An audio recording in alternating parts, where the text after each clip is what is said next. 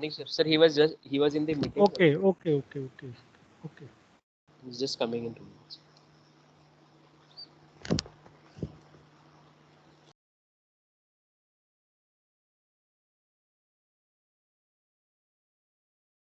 So, dear student, very good morning to all of you. Those are in meeting and those are going to join. As just I brief about this series.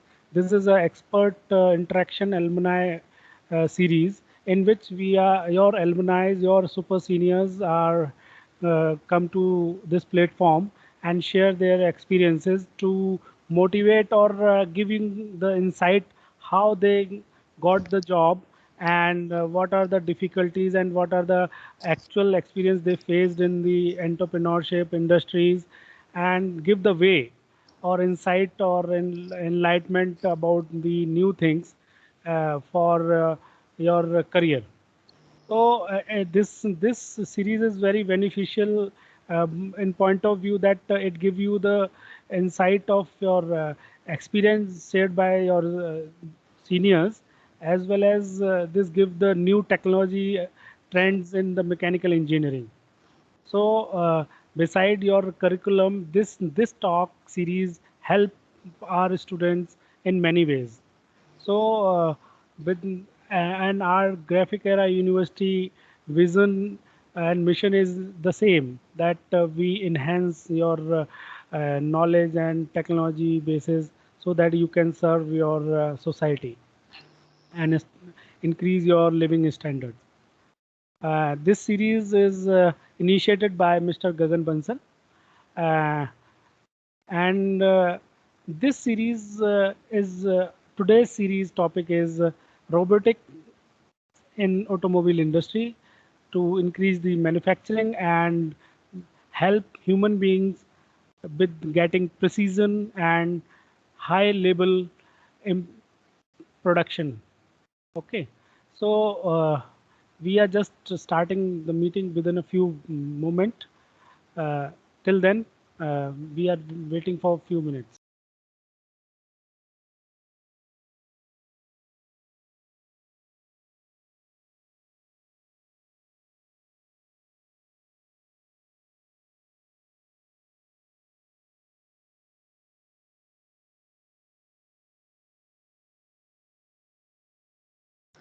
Very good morning, sir. Am I audible? Very, yeah, yeah, you are audible, sir. Very good morning. Yes, sir. I just want to inform all the students and everyone who has joined. First of all, welcome you all. Secondly, one thing very important that today's webinar will give you the insights of the automobile industry. So you will definitely get many things which you can see in different kinds of automobile industry, which is ongoing advanced automations. And these things should. और मैं आप लोगों से एक चीज़ और कहना चाहता हूँ कि try to take the exposure of all these things in a very positive manner, because all these things will surely help you to grab a better future. And you will have, if you will have the exposure, so you will get something very effective always. बहुत सारी चीज़ें related to robotics, related to automation, related to industry 4.0 आज हमारे expert engineer Haider Ali, he will discuss with you. And he is a engineer come and professional come an entrepreneur now. So this way you can work on your visions. तो these things are very important. मैं यही बार बार बोलना चाहूँगा कि at least take the exposure. और जो भी आपके डाउट्स हैं वो या चैट बॉक्स में भेजिए, हमसे डायरेक्ट पूछिए, बीच में अनम्यूट करके पहले रेज हैंड कीजिएगा. और मैं आपको again and again I will be saying these things are just meant for you to make your professional life very very strong. So we are just starting it another in another 2 minutes.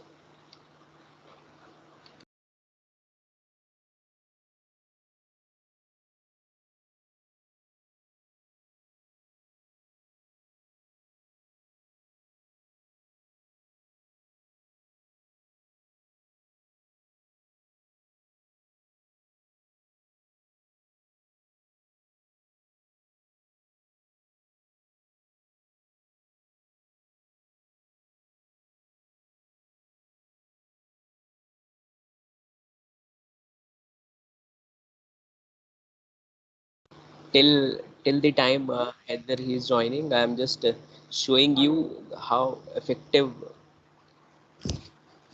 So we have our today's guest and expert engineer Heather with us. Heather, very good morning. Thanks, Good morning. welcome, Heather Ali Khan. Uh, so it's Thank you. very nice to see you as our students and your juniors are waiting for you to listen you and your experiences. Very nice. I'm Formally, also very excited to take right. junior fellows that Formally, I whatever introduce. I've gained in. So formally, I introduce you to our students. So good morning, everyone. This is Dr. Chandkishore with Mr. Gagan Bansal. So we are starting our today expert talk. Uh, Thank you, Graphic Era deemed to be University and Department of Mechanical Engineering, give us opportunity to start this series. On behalf of Graphic Era and Department of Mechanical Engineering, I welcome Mr. Engineer Haider Ali Khan. Uh, it's an entrepreneur. He is done job at various places. So first of all, I welcome on behalf of all the staff and Graphic Era deemed to be University. I just give a brief about Haider Ali Khan. He's a very obedient and everything. He is a student of batch 11 and 15. He worked in Satyam Auto Corporation Limited, which is a Hero joint venture, and he worked as an assistant manager in ALF Engineering Private Limited, which produced the chassis for Tata, Mahindra, and your Ashok Leyland and Centron. And he worked with the Metalman Micro Turner. Now he's an entrepreneur and he's the owner of Royal Tea Company Uttarakhand. So after getting a various experiences and now he's applying those experiences to become an entrepreneur and giving employment to the new generation and using their experiences. So and he was awarded as technical seminar by MD of Panasonic welding systems. So he's very dynamic at studying as well as getting experience, and now he's applying in its life. So I welcome Haider Ali Khan on behalf of Graphic Era deemed to University and Department of Mechanical Engineering. So with this, Mr. Gagan Vansal, you want to say so? Otherwise, we take over to the platform to the Mr. Haider Ali, and I thank you all. Those are in the meeting. Please listen, and if you have any questions, you can directly raise hand or just unmute yourself. Ask. Yeah, I definitely he will interact. This session would be very nice and very informative for you to motivate and uh, we can say it take you to a step forward to your life, right? Getting the things, jobs, entrepreneurship, whatever you are having in your brain to take decisions. So Heather Ali, it's now it's for you. It's you can take the platform to share your experience and all. Thank you.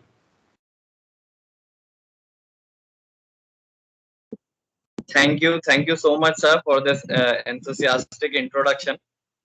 And a very good morning to my teachers and all the dear students. I hope के आप लोग सब ठीक होंगे. Or am I audible to? Right. Am I Yeah, yeah, audible, sir? you are, yeah, you are audible, and I hope आप लोग ठीक होंगे. And today we are sitting together. I would say कि it is a knowledge exchange. ऐसा नहीं कि मैं आपको ही knowledge दूंगा. हो सकता है मेरे को return में भी कुछ काफी knowledge मिलेगी जरूर, क्योंकि knowledge बांटने से ही बढ़ती है. तो we'll discuss about the use of industrial robots in automobile industries. Before jumping onto the topic, first sir ने brief introduction तो दे ही दिया है मेरा, और फिर भी मैं बता देता हूँ. My name is Haider Ali Khan और मैंने 2011-15 में अपनी इंजीनियरिंग की थी, automobile engineering from Graphic Era University Dehradun. After that, I joined Satyam Auto in Haridwar. Satyam Auto is a joint venture with Hero Group. It is a very huge platform to start off my career with. और अब तो मेरे को पता नहीं, but उस time में ये एशिया की लार्जेस्ट फ्रेम मैन्युफैक्चरिंग कंपनी थी, लार्जेस्ट फ्रेम मैन्युफैक्चरिंग प्लांट था, सॉरी हरिद्वार प्लांट जो था। Almost 10,000 frames per day dispatch करते थे हम हीरो की अलग अलग मोटरसाइकिल्स का। After that I joined Metalman micro turners in Dharuhera, Gurgaon. Dharuhera is in Gurgaon, Manesar से अराउंड 20-25 किलोमीटर आगे है। वहां पे भी मैंने हीरो के बाइक्स के फ्रेम मैन्युफैक्चर किए। Metalman is a very nice company, पहले से बजाज के साथ जुड़ी हुई है, बजाज के फ्रेम्स मैन्युफैक्चर करती है, पल्सर वगैरह and all. Then I switched on to Elf engineering private limited. Elf engineering is basically a venture with Mahindra. Mahindra के साथ ये 1980s से जुड़े हुए हैं। जब से महिंद्रा की कमांडर आती थी, कमांडर की चेसी भी एल्फ इंजीनियरिंग ने ही बनाई है। Impact beam and other sheet metal components, जो भी गाड़ी में शीट मेटल कंपोनेंट्स लगते हैं वो एल्फ इंजीनियरिंग महिंद्रा के साथ देता था। धीरे धीरे दे इंक्रीज है बिजनेस, और आजकल कॉमर्शियल व्हीकल्स जितने भी हैं हमारे, मैक्सिमम में जितनी भी चेसिस लग रही हैं, शीट मेटल पार्ट्स लग रहे हैं, वो एल्फ इंजीनियरिंग ही प्रोवाइड कर रहा है, चाहे वो अशोक लीलैंड का हो, टाटा का हो, डायमलर का हो, and other many other companies. हमेशा से दिमाग में था कि कुछ अपना करना है। 2-3 साल हो चुके थे एल्फ इंजीनियरिंग ज्वाइन किए हुए। देन आई थॉट के एंटरप्रेन्योरशिप की तरफ जाया जाए। पहले सोचता था कि अपनी जो फील्ड है उसी से रिलेटेड कुछ ना कुछ स्टार्टअप डाला जाएगा, कुछ फ्रेम से related components manufacturing, machining parts या प्रेस पार्ट्स, ऐसा कुछ लेके किसी कंपनी की वेंडरशिप ले लेंगे या कुछ। But due to initial investment उसमें बहुत ज्यादा होता है, मशीन्स वगैरह बहुत कॉस्टली आती हैं। तो देन कोविड आया, एंड कोविड ने सबका जो है वो नजरिया एकदम चेंज कर दिया। आपको पता लगा कि if you have to survive in the worst conditions, your business should be somewhere related to the. तो चाय का हमेशा से शौक था, चाय के बारे में रिसर्च की, देन एक प्राइवेट कोर्सेज किए, रॉ मटेरियल की टेस्टिंग वगैरह कैसे की जाती है एंड ऑल, प्रोसेसिंग कैसे होती है। उसके बाद I jumped on to this. और एंटरप्रेन्योरशिप के लिए हमारी बहुत सारी अच्छी गवर्नमेंट स्कीम्स हैं। मैंने भी ये गवर्नमेंट स्कीम के थ्रू ही अपना स्टार्टअप लॉन्च किया था। मैंने अपनी तरफ से कोई हेवी इन्वेस्टमेंट नहीं किया। Most of my investment are through loans, और वो लोन्स जो हैं वो इजीली अवेलेबल होते हैं, नॉन कोलेटरल लोन्स होते हैं। एमएसएमई के थ्रू आपको PMEGPY है, prime minister employment generation programme, and Mukhyamantri Swarozgar योजना, इनके थ्रू जो यंग इंजीनियर्स हैं या यंग ग्रेजुएट्स हैं, इवन 12th पास भी अगर कोई इंसान अपना स्टार्टअप स्टार्ट करना चाहता है तो वो इन स्कीम के थ्रू नॉन कोलेटरल लोन लेके अपना स्टार्टअप ले सकता है। But today we are not here to discuss on the government schemes, और हम आज बात करने वाले हैं यूज ऑफ रोबोटिक्स, कैसे आया इंडस्ट्रीज में और क्या उसकी एप्लीकेशंस हैं, क्या उसके फायदे हैं, उसके बारे में हम बात करेंगे। तो before I start my topic, मैं एक चीज आपको बताना चाहता हूँ कि I am not going to tell you anything that is available on the internet, क्योंकि अगर मैं वो चीजें भी इंक्लूड करता तो ये लेक्चर बहुत बड़ा हो जाता। I am only going to tell you the things जो कि इंटरनेट पे आपको इजीली नहीं मिलेंगे, बट प्रैक्टिकल लाइफ में उनका बहुत इंपॉर्टेंस है। प्रैक्टिकली जब आप अगर इंडस्ट्रीज में एंटर करेंगे तो उन चीजों की बहुत इंपॉर्टेंस है। प्लस जो मैं आपको बताने वाला हूँ वो कुछ भी आपको इंटरनेट पर नहीं मिलने वाला। तो अगर आप अपने करियर ऑप्शंस ऑटोमोबाइल इंडस्ट्री या मैकेनिकल इंडस्ट्री में बनाना चाहते हैं तो ये सारी चीजें आपके लिए काफी इंपॉर्टेंट हैं। तो listen carefully. Yes. Sir slide start करेंगे? Yeah. That's I am asking. I should share the slides. Yes sir. Okay.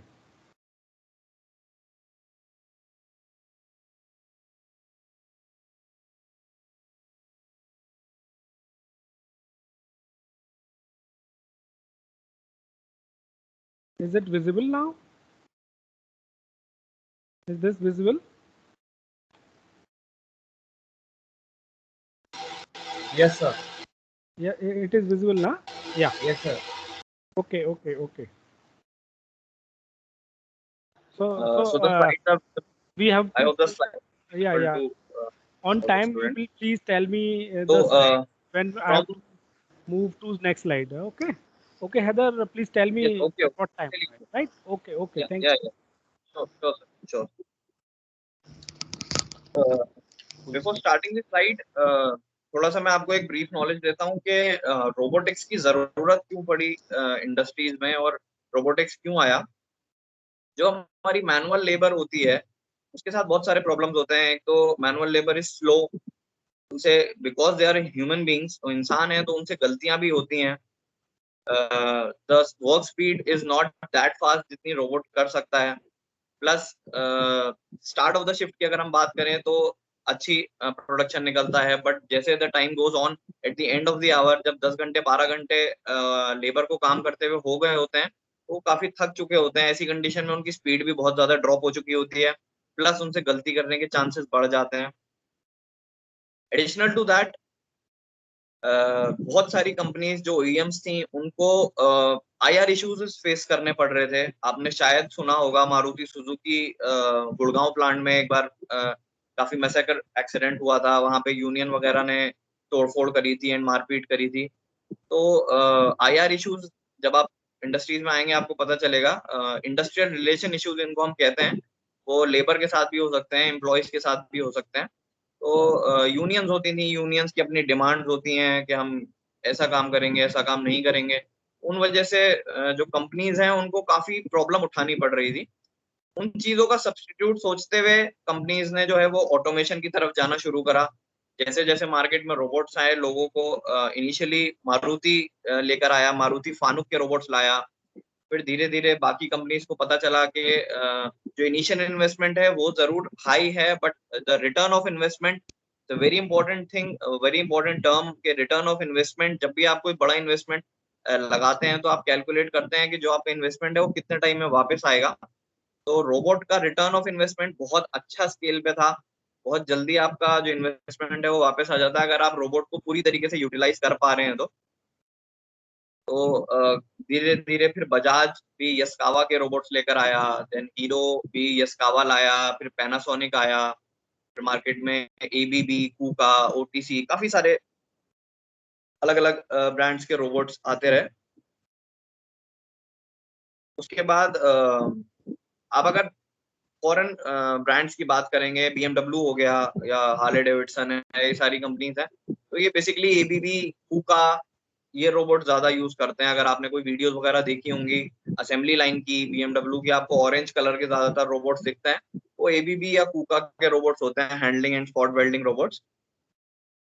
And MIG welding के लिए specified Panasonic is a very nice robot, very good robot MIG welding के लिए। Yaskawa is a good robot, OTC is a good robot. तो first हम पहले समझते हैं कि एक इंडस्ट्रियल रोबोट होता क्या है, what is an industrial robot. Please move on to the next slide sir.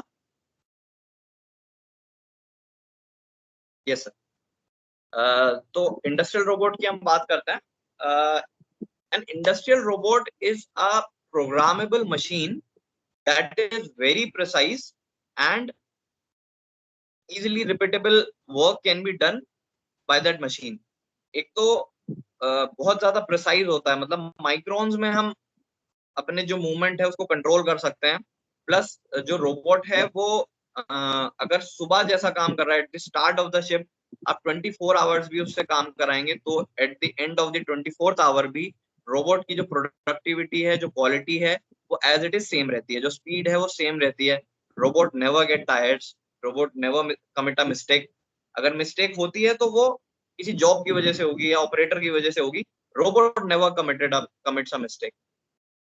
तो बेसिकली यहाँ पे एग्जांपल के लिए हमने पैनासोनिक रोबोट लिया है। तो पैनासोनिक रोबोट और मेजर सारे रोबोट्स में अब तो 7 एक्सेस भी आने लग गए हैं, बट बेसिकली अगर हम बात करें तो 6 एक्सेस रोबोट्स के साथ हम काम करते हैं।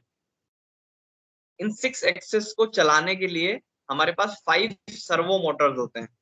सर्वो मोटर्स के बारे में आप लोग इंजीनियर हैं, जानते होंगे, बहुत प्रिसाइज मोटर्स होती हैं, हाई स्पीड होती हैं, प्रिसाइज होती हैं। सर्वो मोटर्स, सबसे पहली सर्वो मोटर अगर हम बेस से स्टार्ट करें, आरटी एक्सिस, जो आपको ग्रे वाला पोर्शन दिख रहा है, वो सबसे बेस मॉडल होता है, RT एक्सेस उसके सामने लिखा हुआ है। वहां से रोटेटिंग ट्रंक इस एक्सेस को बोलते हैं। और रोबोट हमारा, for example this is the rotating axis, और रोबोट इस तरीके से ये मूव कर सकता है इस एक्सेस पे। ये एक सर्वो मोटर मूव करा रही है। Up to what degrees servo motor move करेगा, ये भी अलग अलग ब्रांड्स में अलग अलग कैपेबिलिटीज हैं। जैसे पैनासोनिक में अप टू 270 डिग्री तक रोबोट मूव कर जाता है। कुछ रोबोट्स में 180 डिग्री होता है, कुछ में 360 तक भी, जो नए रोबोट्स आए हैं उनमें 360 डिग्री तक का भी मूवमेंट आ गया है। उसके बाद हम ऊपर आगे बढ़ते हैं। नेक्स्ट सर्वो मोटर और नेक्स्ट एक्सेस आती है हमारी अपर आर्म, जो आपको व्हाइट कलर का थम जैसा बड़ा पिलर जैसा दिख रहा है, बड़ी आर्म होती है अपर आर्म। फॉर एग्जांपल आप इसको आर्म समझ लीजिए। तो ये मूवमेंट आगे टू एंड फ्रो 270 डिग्री तक ऐसे मूवमेंट कर सकता है। फिर उसके ऊपर आते हैं फोर आर्म। ये सारी एक्सेस में आपको वीडियोस के थ्रू, जब हम टीचिंग वाले पोर्शन में पहुंचेंगे तब मैं आपको एक एक एक्सेस मूव करके दिखाऊंगा कि सारी एक्सेस कैसे एक्चुअल में मूव करती हैं। अभी तो मैं अपने हाथ से डिनोट करके बता देता हूँ। फिर जो नेक्स्ट है फर्दर फोर आर्म एक्सेस है। फोर आर्म एक्सेस भी सिमिलर टू अपर आर्म, बस उससे नेक्स्ट जुड़ा रहता है। If this is the upper arm, this is the four arm, तो फोर आर्म भी यूनिडायरेक्शनल ऐसे मूव करेगा। देन उसके बाद आ जाती है रोटेटिंग रिस्ट। फोर आर्म के आगे की रिस्ट है, वो हमारी रिस्ट की तरह ऐसे गोल घूम सकता है 270 डिग्रीज। फर्दर बेंडिंग रिस्ट जो आगे है वो पूरा 270 डिग्री ऐसे मूव कर सकता है। सबसे लास्ट आती है हमारी ट्विस्टिंग रिस्ट, जो हमारी बिल्कुल नेक रहती है, वो भी 270 डिग्री इसी एक्सेस में मूव कर सकता है। अब ये मल्टीपल एक्सेस के थ्रू हम रोबोट को टीच करते हैं अकॉर्डिंग टू अवर जॉब। जो भी हमारी जॉब है, जिसके ऊपर हमको वेल्डिंग मारनी है, पेंटिंग करनी है, हैंडलिंग करनी है, जो भी काम करना है, उस वहां तक पहुंचाने के लिए रोबोट को इन अलग अलग एक्सेस का काम होता है। रोबोट एक तरीके से आप समझ लीजिए जैसे एक ह्यूमन आर्म। हमारे आर्म में तो 1 2 3 4 5 भी जॉइंट्स हैं, बट जो हमारा रोबोट होता है वो 6 तरीके से अलग अलग एक्सेस में मूव कर सकता है और अपना काम यहाँ से उठा के पार्ट ऐसे रख सकता है, वेल्डिंग मार सकता है। तो अलग अलग एक्सेस में हम रोबोट को वहां तक पहुंचाने के लिए इन एक्सेसेस का यूज करते हैं। Please move to the next slide sir. Okay, robot robot is a very general term. Robot कोई एक ऐसा, जो ये हमको व्हाइट कलर का जो पोर्शन दिख रहा है, ये रोबोट नहीं होता है। जिसको हम रोबोट जनरली बोलते हैं, ये जो व्हाइट और ग्रे बेस जिससे अभी तक हम रोबोट रोबोट इसको बोल रहे थे, एक्चुअल में इसका जो टेक्निकल टर्म है वो टर्म है manipulator. It is a manipulator. Robotic system 5 6 equipments का मिलके तब एक रोबोटिक सिस्टम बनता है। ये एक मैन्युपुलेटर है, जो व्हाइट कलर का 6 एक्सेस जिसमें मैं आपको बता रहा था, ये एक मैन्युपुलेटर है। फर्स्ट नंबर पे आप देख रहे हैं व्हाइट कलर का, ये मैन्युपुलेटर है। सेकंड नंबर पे आते हैं तो controller. Controller is the brain of robot. जो भी आप कमांड देते हैं, प्रोग्राम सेट करते हैं, इनपुट आउटपुट सब कुछ, what ever the brain functioning जो रोबोट की है, वो कंट्रोलर कर रहा है। सेम एग्जैक्टली जैसे हमारे कंप्यूटर में सीपीयू होता है, the controller is the CPU of robotic system. वो पूरा का पूरा ब्रेन वाला काम करता है। थर्ड नंबर पे हम आते हैं, that is the power source. तो पावर सोर्स अलग अलग एप्लीकेशन के लिए अलग अलग यूज करी जाती हैं। Over here this power source is of MiG welding. ये एक मिग वेल्डिंग पावर सोर्स है, जो कि हमारे मिग वेल्डिंग एप्लीकेशन के लिए required current end voltage provide करता है। अगर स्पॉट वेल्डिंग होगा तो ये पावर सोर्स दूसरा होगा, और अलग अलग एप्लीकेशन के लिए अलग अलग पावर सोर्सेज होते हैं। Then the fourth number is the torch unit. यहाँ जो भी मैं आपको बेसिक कंपोनेंट्स बता रहा हूँ मिग वेल्डिंग के ही हैं। Fourth the torch unit. Torch unit ये एक मिग वेल्डिंग टॉर्च यूनिट है। ये रोबोट जहां से फर्स्ट नंबर इमेज में आप देखेंगे, जो आपको स्टील वाला पोर्शन दिख रहा है, सबसे लास्ट पोर्शन आगे जहां पे रोबोट आपका एंड हो रहा है, वहां ये टॉर्च यूनिट माउंट करी जाती है। वहां माउंट करके उसके बाद ये थ्रू एंड थ्रू रोबोट के अंदर से वायर जाता है, and then the MIG welding stuff goes on. Fifth number पे है हमारी टॉर्च केबल। टॉर्च केबल हमारी टॉर्च यूनिट से और वायर फीडर तक जो केबल है, जिसमें सारी की सारी वायरिंग्स होती हैं, जो करंट एंड वोल्टेज प्रोवाइड कर रही, प्लस गैस लाइनर होता है अंदर, वायर लाइनर होता है, वो सारी चीजें वायर फीडर से और टॉर्च यूनिट तक पहुंचाने का काम इस केबल का होता है। वायर फीडर 6 नंबर पे जो दिखा रखा है। वायर फीडर्स में 2 रोलर लगे हुए होते हैं और एक मोटर होती है। सर्वो मोटर नहीं होती है, नॉर्मल एसी मोटर होती है, और इसका काम होता है वायर को कंटिन्यूअसली आगे फीड करना। Then the 7th number is conduit liner. Conduit liner का काम होता है जो हमारा वायर ड्रम होता है, वायर स्पूल जिसको हम कहते हैं, जिसमें वायर भरा रहता है। 100 केजीज के भी आते हैं, 200 केजीज के आते हैं, छोटे भी आते हैं वायर स्पूल 12 किलो 14 किलो के। तो वहां वायर स्पूल या वायर ड्रम से लेके वायर फीडर तक जो वायर पहुंचानी है और रास्ते में कहीं मुड़े नहीं, सीधी रहे, तो वो कंड्यूट लाइनर के अंदर से जाती है। वो काम बेसिकली कंड्यूट लाइनर का होता है। And the 8th number is the teach pendant.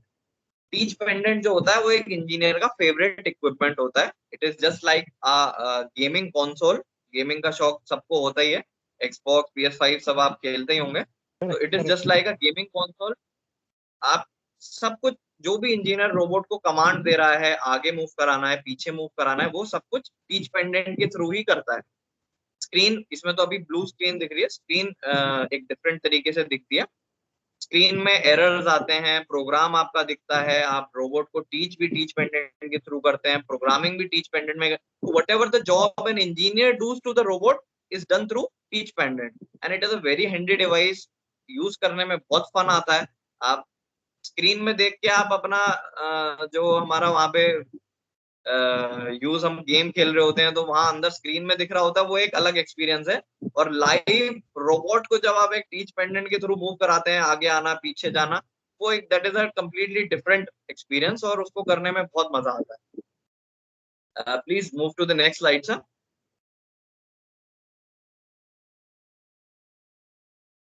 Thank you. यहाँ पे कुछ रोबोट कंज्यूमेबल्स दिखाए हुए हैं। ये भी मिग वेल्डिंग कंज्यूमेबल्स हैं। तो आई होप के वेल्डिंग सब्जेक्ट इंजीनियरिंग में है, तो आप वेल्डिंग के बारे में तो काफी कुछ जानते होंगे। मैनुअल वेल्डिंग में भी ये कंपोनेंट्स यूज करे जाते हैं, बट स्पेसिफिकली यहाँ जो दिखाए गए हैं वो रोबोटिक मिग वेल्डिंग के कंपोनेंट दिखाए गए हैं। फर्स्ट नंबर पे जो है वो टिप होल्डर है, जिसमें हम टिप होल्ड करते हैं। सेकंड नंबर पे कॉन्टैक्ट टिप होती है। कॉन्टैक्ट टिप जो है वो वेल्डिंग पोर्शन के सबसे पास जो पोर्शन होता है वो एक कॉन्टैक्ट टिप होती है, ताकि वो कॉपर की बनाई जाती है, जिससे कि उस पे वेल्डिंग ना लग सके। कॉपर पे मिग वेल्डिंग अगर हम करेंगे तो कॉपर पे वेल्डिंग नहीं हो पाती है, इसीलिए बेसिक सारे जो भी हमारे कंपोनेंट्स हैं जो वेल्डिंग के पास रहने वाले होते हैं, वो हम कॉपर के बनाते हैं। The next is insulator. ये हमारी टॉर्च केबल और टिप होल्डर को आपस में इंसुलेशन देता है। Then there is gas diffuser. Welding आपने पढ़ा होगा तो आप अच्छी तरीके से जानते होंगे कि अच्छी वेल्डिंग होने के लिए वहां पे गैस शील्डिंग की बहुत जरूरत होती है। मिग मैग अलग अलग तरीके से वेल्डिंग करते हैं। मिग में हम इनर्ट गैस यूज करते हैं, मैग में active gases for example CO2 वगैरह यूज करते हैं। मिग में हमारी आर्गन होती है। आजकल जो इंडस्ट्रीज में सबसे ज्यादा यूज किया जाता है वो एक रेशियो यूज किया जाता है 80-20 का।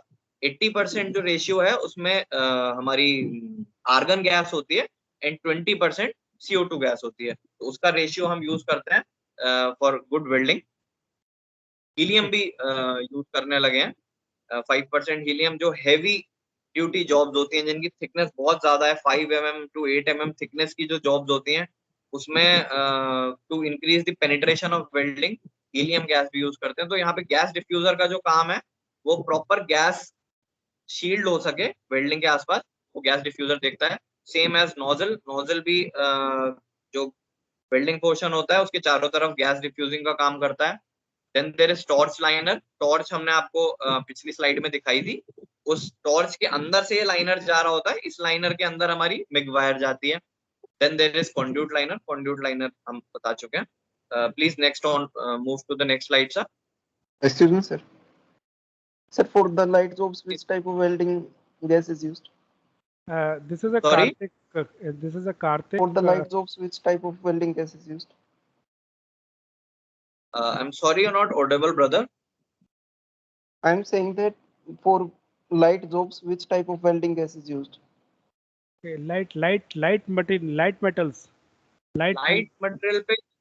लाइट मटेरियल पे मिग वेल्डिंग कर सकते हैं भाई। उसके लिए हमको अपनी मिग वायर पतली लेनी पड़ती है। 0.6 mm की भी मिग वायर आती है, 0.8 mm की भी आती है। अगर थिकनेस कम है हमारी 1 mm से भी कम थिकनेस तक पे भी हम मिग वेल्डिंग कर सकते हैं। थिकनेस के हिसाब से हम अपनी वेल्डिंग प्रोसेस डिफाइन नहीं करते। Welding process is defined according to the material of the base material जो है वो किस मटेरियल का बना हुआ है, सीआरसी है, एमएस है, या एसएस है, उसके बेसिस पे हम डिफाइन करते हैं कि हमको वेल्डिंग कौन सी करनी है। थिकनेस कम बढ़ती है तो हम अपने वेल्डिंग के पैरामीटर्स चेंज करके मिग वेल्डिंग ही हम अलग अलग थिकनेस पे कर सकते हैं। पतली थिकनेस पे भी मिग वेल्डिंग करी जा सकती है, मोटी थिकनेस पे भी मिग वेल्डिंग करी जाती है। बट अगर जो हमारा कंपोनेंट है वो कास्ट आयरन का है, एमएस नहीं है, कास्ट आयरन है, तो कास्ट आयरन पे मिग वेल्डिंग नहीं रुकेगी, कास्ट आयरन पे आपको आर्क वेल्डिंग करनी पड़ती है। तो जो वेल्डिंग प्रोसेस है हमारी डिफाइन होती है according to the characteristic of the material we are using, जिसपे हमको वेल्डिंग मारनी है, वो वेल्डिंग उसके हिसाब से हम डिफाइन करते हैं। I hope you got my point. उसके बाद हम आते हैं रोबोट टीच पेंडेंट पे। तो जैसे मैंने आपको बताया कि ये सबसे फेवरेट इक्विपमेंट होता है इंजीनियर का, तो इसमें हम अलग अलग चीजों पे डिस्कस करेंगे। लेफ्ट साइड से स्टार्ट करते हैं। फंक्शन कीज दिख रही हैं आपको, रोमन नंबर्स लिखे हुए हैं 1 to 8, ये फंक्शन कीज हैं। इनकी डिटेलिंग थोड़ी सी लेंदी टॉपिक है ये, इसमें हम थोड़ा सा टीचिंग में बताएंगे इसके बारे में। बेसिक नॉलेज में आपको दे देता हूँ। जहां ये नंबर्स लिखे हुए हैं वहां स्क्रीन में इनके ठीक सामने रिस्पेक्टिव डायलॉग बॉक्सेस बने हुए होते हैं। उन डायलॉग बॉक्स पे पहुंचने के लिए हमको ये बटन दबा के उनके अंदर एंटर करते हैं। जैसे आप मोबाइल का आपका मेन्यू होता है, वैसे ही आप फंक्शन की समझ लीजिए कि अलग अलग मेन्यू के अलग अलग क्वेश्चन में एंटर करने के लिए आपको अलग अलग की दबानी होती है। बहुत सारे फंक्शंस होते हैं, रोबोट आपको इतने फंक्शंस देता है कि शायद मैं भी आज तक सारे फंक्शंस यूज नहीं कर पाया हूँ, ना मुझे सारे फंक्शंस की नॉलेज होगी। हालांकि I have been trained from Bajaj. मैं औरंगाबाद महाराष्ट्र में जाके बजाज जो है वो काफी एक्टिव रहता है रोबोटिक्स वगैरह में, तो वहाँ ट्रेनिंग लेकर आया हुआ हूँ मैं L1 रोबोटिक प्रोग्रामर। फिर भी मैं ये बात बोल रहा हूँ कि मेरे को भी अभी तक सारे रोबोट्स के सारे फंक्शंस पता नहीं होंगे, इतने ज्यादा वास्ट है, इतना ज्यादा बड़ा टॉपिक है। Right, उसके बाद correct, next, correct, correct, Heather. Just I want to interrupt. As you said that I also learning or I am not using all the features of robots. Same with the mobile. We have a mobile of high engineering, high technology. We are just using only 20% of that, right? Exactly, And as you taking the robot for welding, with the welding, I just mentioned for mechanical engineer, the joining process is very important to manufacture anything, joining and assembling. So for joining purpose, it's a very important field that you must know the welding. Without joining any different materials, you are not shape your product. So it's very nice. So please continue. Welding, welding sir इतना, अगर आप automobile industry की बात करेंगे तो welding is a very important topic. Welding के बारे में आपको डीप नॉलेज होनी बहुत जरूरी है, क्योंकि जो भी हमारा, चाहे आप 2 व्हीलर इंडस्ट्री ले लो या 4 व्हीलर इंडस्ट्री ले लो, Mhm. मैक्सिमम जो पूरी गाड़ी बन रही है वो Mhm. इनिशियल प्रोसेस अलग है, स्टैंपिंग है, प्रेस शॉप भी है, पार्ट्स अलग बनते हैं, मशीनिंग पार्ट्स भी होते हैं छोटे, लेकिन जो वो ज्वाइन हो रही है वो गाड़ी, वो पूरी की पूरी वेल्डिंग प्रोसेस के थ्रू हो रही है। और अलग अलग जगह स्पॉट वेल्डिंग लगती है, कहीं मिग वेल्डिंग लगती है। जो हमारे डोर्स होते हैं, डोर्स में सीम वेल्डिंग होती है। जो हमारे डैशबोर्ड्स वगैरह होते हैं उनमें स्पॉट वेल्डिंग होती है। नीचे इम्पैक्ट बीम होते हैं, चेसिस होती है, इनमें मिग वेल्डिंग होती है। तो वेल्डिंग की कोर नॉलेज होना is very important, very very important. क्योंकि जब आप इंडस्ट्रीज लाइन में आते हैं तो आप सिर्फ अपने काम को इस एंड तक नहीं ले सकते कि मैं वेल्डिंग, ठीक है मैंने यहाँ पे प्रोग्राम कर दिया और यहाँ पे वेल्डिंग लग गई, वो दिखने में अच्छी लग रही है। आपको इस एंड तक सोचना पड़ता है कि ये गाड़ी बन के जब Correct. मार्केट में जाएगी और इसको कोई यूज करेगा, तो वहां अगर वेल्डिंग क्रैक हो गई और गाड़ी 2 व्हीलर है या 4 व्हीलर है और कोई एक्सीडेंट हो गया तो किसी की जान तक जा सकती है। आपको उस लेवल तक की सिंसियरिटी अपने काम में रखनी पड़ती है।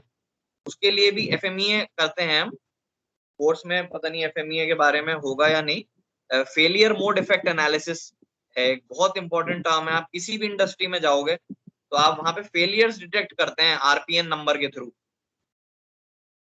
FMEA में RPN नंबर के थ्रू आप फेलियर्स डिटेक्ट करते हैं कि किस लेवल पे कितना बड़ा फेलियर हो सकता है। फॉर एग्जांपल मैं आपको एक एग्जांपल देता हूँ, हमारी बाइक होती है, उसके बाइक का साइड स्टैंड होता है, तो साइड स्टैंड की जो वेल्डिंग होती है, नीचे की वेल्डिंग, उसको हम 10 नंबर RPM देते हैं।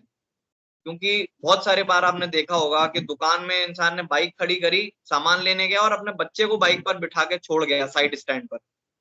तो अगर बाई चांस वो वेल्डिंग टूट जाती है और बाइक गिरती है तो उस बच्चे के मेजर फैटेलिटीज हो सकती हैं, उस बच्चे की मेजर चोट लग सकती है, तो उसमें 10 नंबर RPN दिया जाता है। ऐसे ही अलग अलग स्केल हम RPN नंबर देते हैं कि कितनी बड़ी दुर्घटना हो सकती है, उस हिसाब से अलग अलग वेल्डिंग को कैटेगराइज किया जाता है।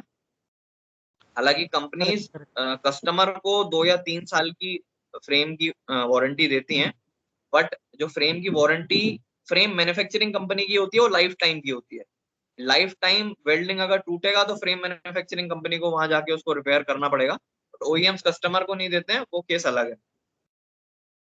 तो Okay. वेल्डिंग के बारे एक्सक्यूज में मी सर, आपका सब्जेक्ट भी है, आई सर थिंक अगर फाइनल ईयर। FEMA सीखना हो, यस सर। सर अगर FEMA सीखना हो तो इसका कोर्स अलग से सीखना होगा या फिर ये कोई सॉफ्टवेयर वगैरह से रिलेटेड होता है? Sorry. FEM, finite element methods for chassis नहीं and सर, जो आप अभी बता रहे थे FMEA, FMEA failure mode effect analysis. हाँ तो सर जो इसका कोर्स होता है, इसका ये अलग से ट्रेनिंग, इसकी मतलब इसकी अलग से ट्रेनिंग मिलती है, फिर ये कोई सॉफ्टवेयर ट्रेनिंग प्रोग्राम होता है? देखिए ऐसा है कि मैंने कभी ट्राई तो नहीं किया इंटरनेट पे कि इसकी, वैसे तो आपको PDF वगैरह पढ़ने के लिए मिल जाएगा, आप पढ़ सकते हो, उससे जितना आप ग्रास्प कर सकते हो वो आपके ऊपर है। अच्छी बात है अगर आप ग्रास्प कर सकते हो, मगर ये सारी चीजें जब आप प्रैक्टिकली करते हो ना भाई, तब आपको चीजें ऐसे याद होती हैं जो आप भूलो नहीं, और प्लस पिछली चीज जो आपने याद करी है उसके हिसाब से आप आगे की एनालिसिस खुद कर सकते हो। तो आप प्रैक्टिकल फील्ड में आओगे, वहां आपको सीखने को मिलेगा, या हम ही कभी दोबारा साथ में बैठेंगे तो जरूर FMEA के ऊपर भी बात करेंगे। बहुत सारे टॉपिक्स होते हैं, ऐसे FMEA है, SDWT है, बहुत सारे इंडस्ट्रीज में टॉपिक होते हैं। जब आप मैन्युफैक्चरिंग फील्ड में आते हो तो ऐसे बहुत सारे टॉपिक्स हैं जिनके ऊपर आप जरूर गो थ्रू द इंटरनेट, आप इंटरनेट पे देखो, आपको कुछ ना कुछ इन्फॉर्मेशन जरूर मिलेगा उसके बारे में। तब तक आप वैसे पढ़िए। प्रोफेशनल कोर्सेज खास करके FMEA के लिए या इसके लिए ज्वाइन करने की सच कोई रिक्वायरमेंट नहीं है, वो आप जब इंडस्ट्री में आते हो तो आपको पता चलेगा। Heather, I तो think when you enter to any field, it is trained by the companies for particular field. If you are in the yeah, if you are in the chassis or an failure, as you said, so they will give you the training on that basis. So utilize the all the basics. So I think it's clear that it's good if you are interested before you entering any industry. It's good, but industry or your company will train you for particular fields, right? Yes, but इसमें भी sir similar case है जिसके बारे में हम morning में बात कर रहे थे Mm-hmm. कि अभी आप लोग जैसे आपके टीचर्स हैं, आपके सीनियर्स हैं, आपको सिखाने की कोशिश कर रहे हैं अपने एंड Right, से, आपको प्यार right. से समझाते हैं, बेटा पढ़ लो, ये पढ़ लो, क्लास Yes, आ जाओ, ऐसा कर लो। I was also very bright student, मैं आपको नहीं बोलूंगा, yes, मैंने भी आपकी तरह मस्ती करा है, सब किया है, बट जब आप एक्चुअल फील्ड में उतरते हो ना, तब आपको पता चलता है कि वो सारी चीजें कितनी इंपॉर्टेंट थी जो आपके टीचर्स आपको बोल रहे थे, आपके सीनियर्स आपको बोल रहे थे। क्योंकि जब आप एक्चुअल मार्केट में आते हो, आप फील्ड में आते हो, कोई भी आपको सिखाना नहीं चाहता भाई, किसी के पास इतना टाइम नहीं है कि आपको सिखाने के लिए बैठेगा। वहां exactly. आपकी कंपनी के सीनियर होंगे, आप उनको बोलोगे सर ऐसा बता दो, बताएंगे, बट उतना के आप ज्यादा नहीं समझ सकते। प्लस कंपनी जो ट्रेनिंग प्रोवाइड करती हैं वो भी डिपेंड करती हैं कि आपका वर्क कल्चर कैसा है, आपकी कैपेबिलिटीज। वहां पे बहुत एक्सपीरियंस, 25-25 साल का एक्सपीरियंस लेके लोग HR मैनेजर, मैन्युफैक्चरिंग हेड बनकर बैठे होते हैं, तो दे जज यू बाय योर परफॉर्मेंसेस। उसके बाद वो, फॉर एग्जाम्पल मैं अपनी बात करूं तो मेरी कंपनी में ऑलमोस्ट 25 to 30 इंजीनियर्स थे, बट हम 2 लोग ट्रेनिंग के लिए गए थे। आई एम वेरी हैप्पी और मैं बहुत प्राउड फील करता हूं कि I have got an opportunity to meet the MD of Panasonic welding systems, is a Yes. Japanese person. मैं गुड़गांव में उनसे मिला था, क्राउन टावर में। तो वो आप कंपनी आप देखती है कि हम किसको आगे भेजें तो हमको फायदा होगा। ऐसा नहीं है कि वो ऐसे ही चुन लेंगे। ऑब्वियसली अगर वो आपको कुछ सिखवा रहे हैं, कुछ सिखा रहे हैं, तो वो बदले में आपसे डबल लेना चाहेंगे। कॉर्पोरेट कल्चर ऐसे ही चलता है। तो टाइम टू टाइम अपने कॉलेज के टाइम में ध्यान रखिए, सारी चीजें पढ़िए, जितना आपको मिल रहा है इंटरनेट वगैरह पे सीनियर से इंटरेक्ट करिए, और देखते हैं आपने जितने बैठ के बात कर पाएंगे या सिखा पाएंगे, आपको जरूर सिखाएंगे। आगे पीपीटी पे आगे बढ़ते हैं। तो हम बात कर रहे थे टीच पेंडेंट की फंक्शन की। से नेक्स्ट राइट हैंड साइड को आप मूव करेंगे तो सबसे पहला आपको ग्रीन लाइट दिख रही होगी, स्टार्ट। ये स्टार्ट लाइट जो है ये ग्रीन जलेगी तब जब रोबोट ऑटो में मूव कर रहा होगा। जब रोबोट को आपने पूरा प्रोग्राम कर दिया है, टीच कर दिया है, उसके बाद रोबोटिक सेल से बाहर आके ऑथराइजेशन बटन होता है, ऑथराइजेशन बटन आप प्रेस करेंगे तो साइकिल स्टार्ट होगी रोबोट की। तब ये बटन थ्रू आउट, जब तक रोबोट चल रहा है तब तक ये बटन ग्रीन जलता रहेगा। नेक्स्ट पे आते हैं, होल्ड। होल्ड बटन तब जलेगा जब for in any case robot रुका है बीच में, कोई एरर आया है, तब यहाँ पर पीली लाइट दिखाई देगी और स्क्रीन पे एरर पॉपअप होगा, एरर का डायलॉग बॉक्स। और या फिर रोबोट को कोई इनपुट नहीं मिल रहा है, रोबोट दूसरे रोबोट का वेट कर रहा है। इंटरलॉकिंग के बारे में हम बात करेंगे आगे।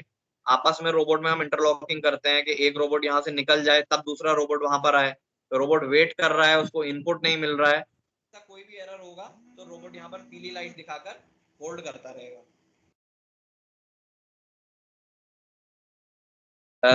तीसरा, उसके बाद राइट हैंड साइड मूव करेंगे तो तीसरे नंबर पे आती सर्वो।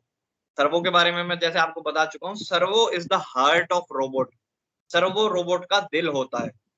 जब सर्वो चलेगा तभी रोबोट चलेगा, जब सर्वो जलेगा तब रोबोट चलेगा। तो सर्वो, यहाँ आप बटन प्रेस करते हैं, सर्वो की लाइट ग्रीन जलेगी। पीछे अभी नेक्स्ट स्लाइड में मैं आपको दिखाऊंगा, पीछे जो है वो डेडमैन स्विच है। डेडमैन स्विच जब आप मैनुअल में चला रहे होते हो तब आपको डेडमैन स्विच दबा के रखने होते हैं, और ऑटो में चला रहे होते हो तो आपने यहाँ से ग्रीन बटन जो है सर्वो वाला, इसको प्रेस करेंगे, इसमें ग्रीन लाइट जल जाएगी, आप ऑटो में साइकिल दे सकते हो। मैनुअल में वो डेडमैन स्विच आपको दबा के रखना पड़ेगा। उसके बाद इमरजेंसी पुश बटन है, ये आपको कोई इमरजेंसी पड़ गई है तो उसमें आप इमरजेंसी दबा सकते हैं, रोबोट वहीं रुक जाएगा। Then there is jog dial. Jog dial जब हम टीच कर रहे होते हैं तो रोबोट को एक एक्सेस का बटन हम यहाँ से दबाते हैं और जॉक डायल को ऊपर नीचे ऐसे स्लाइड करते हैं तो रोबोट आगे पीछे जाता है इन वेरी स्लो स्पीड। क्योंकि जब आप टीच कर रहे होते हो तब आपको रोबोट को बहुत स्लो स्पीड में चलाना पड़ता है, नहीं तो रोबोट के हिट होने के चांसेस रहते हैं। उसके साइड में प्लस माइनस बटन है, सेम काम जॉक डायल वाला ही है लेकिन स्पीड ज्यादा है। बटन दबा के आप प्लस बटन दबाओगे तो तेज मूव करेगा, माइनस दबाओगे तो पीछे की ओर तेज मूव करेगा। प्लस जॉक डायल जब हम स्क्रीन में भी स्क्रॉल करना होता है हमको ऊपर नीचे, तो भी जॉक डायल से ऊपर नीचे करते हैं। उसके बाद नेक्स्ट बटन आता है एंटर बटन। कुछ इनपुट एंटर देना है तो उसके लिए एंटर बटन है, जैसा हमारा कीबोर्ड में होता है। Then there is window button. ये जो ब्लू कलर की स्क्रीन, ये मल्टीपल विंडोज में डिवाइडेड होती है। विंडो डिवाइड होने के लिए जब विंडो टू विंडो आपको जंप करना होता है, जब विंडो टू विंडो आपको अलग अलग विंडोज में जंप करना होता है तो ये विंडो बटन काम आता है। Then there is cancel button, if any point of time you have to go back, तो अब आप कैंसिल कर सकते हैं।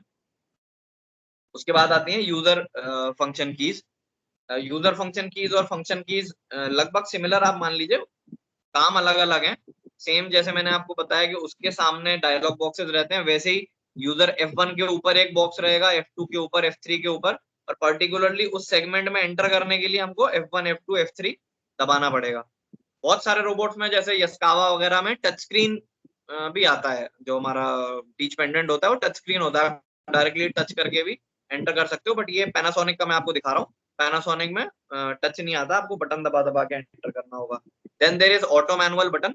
यहाँ पे एक की होती है, छोटी सी बहुत प्रिसाइज की होती है। आप वैसे आप कोई भी चाबी ताला बाहर से बनवा सकते हो, बट आपके पास रोबो की अगर की है भी तब भी आप बाहर से बनवाने की कोशिश करोगे, वो की यहाँ काम नहीं करेगी। बहुत प्रिसाइज की होती है ऑटो और मैनुअल में रोबोट को डालने के लिए, क्योंकि रोबोट में आपका डाटा बहुत इंपॉर्टेंट डाटा रहता है कंपनीज का। अगर फॉर एग्जांपल किसी मैन पावर ने, जैसा मैं बता रहा हूँ कि IR इश्यूज वगैरह होते हैं, तो छेड़खानी करने के लिए वहां से मैनुअल में डाल के और डाटा इरेज कर दिया, तो बड़े ब्रेकडाउन हो सकते हैं। जब तक हम पूरा प्रोग्राम दोबारा नहीं बनाएंगे 2-3 घंटा बर्बाद हो जाएगा। तो इस वजह से वो कीज जो है वो जनरली सिर्फ इंजीनियर्स के पास रहती हैं, बाकी उसमें टीच पेंडेंट में लगी नहीं रहती। Please move to the next slide sir.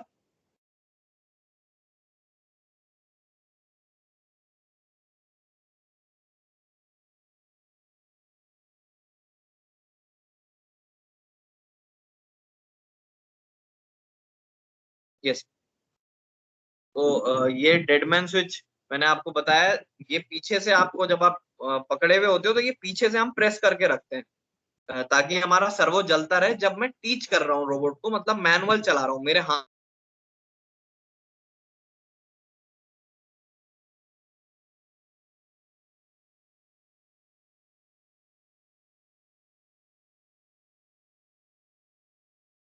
से लगा के चलने से भी चल जाएगा। Am I audible sir? I should move to next slide.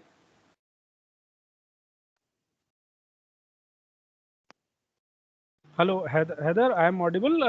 I should move to next slide. Am I audible? Yeah, you are audible. I should move to next slide or be on this? Move to the next slide. Right.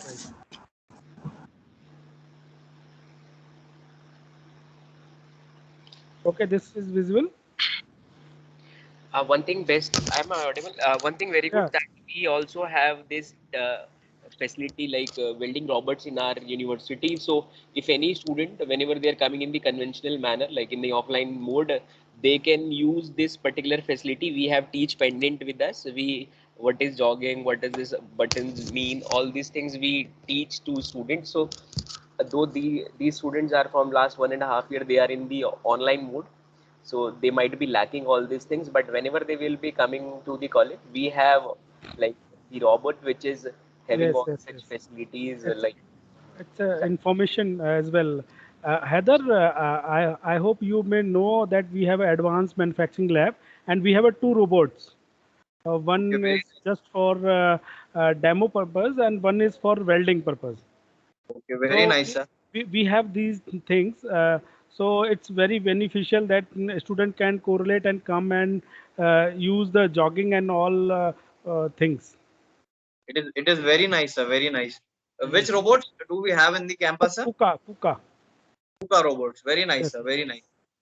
So that's why I was discussing with the Gagan sir that he's just talking whatever we have, so that student get better exposure, so they can Yes. see this jogging or pendant device also.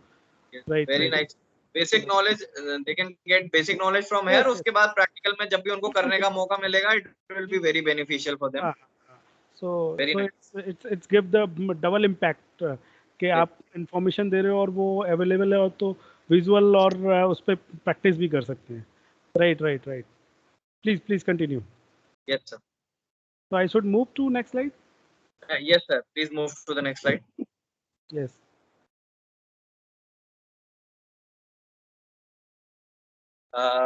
यहाँ पे वही बताया गया है जो मैं आपको अभी तक बता रहा था। स्टार्ट स्विच के बारे Right. में हम बात कर चुके हैं। Hold switch, servo on. Please move to the next slide sir.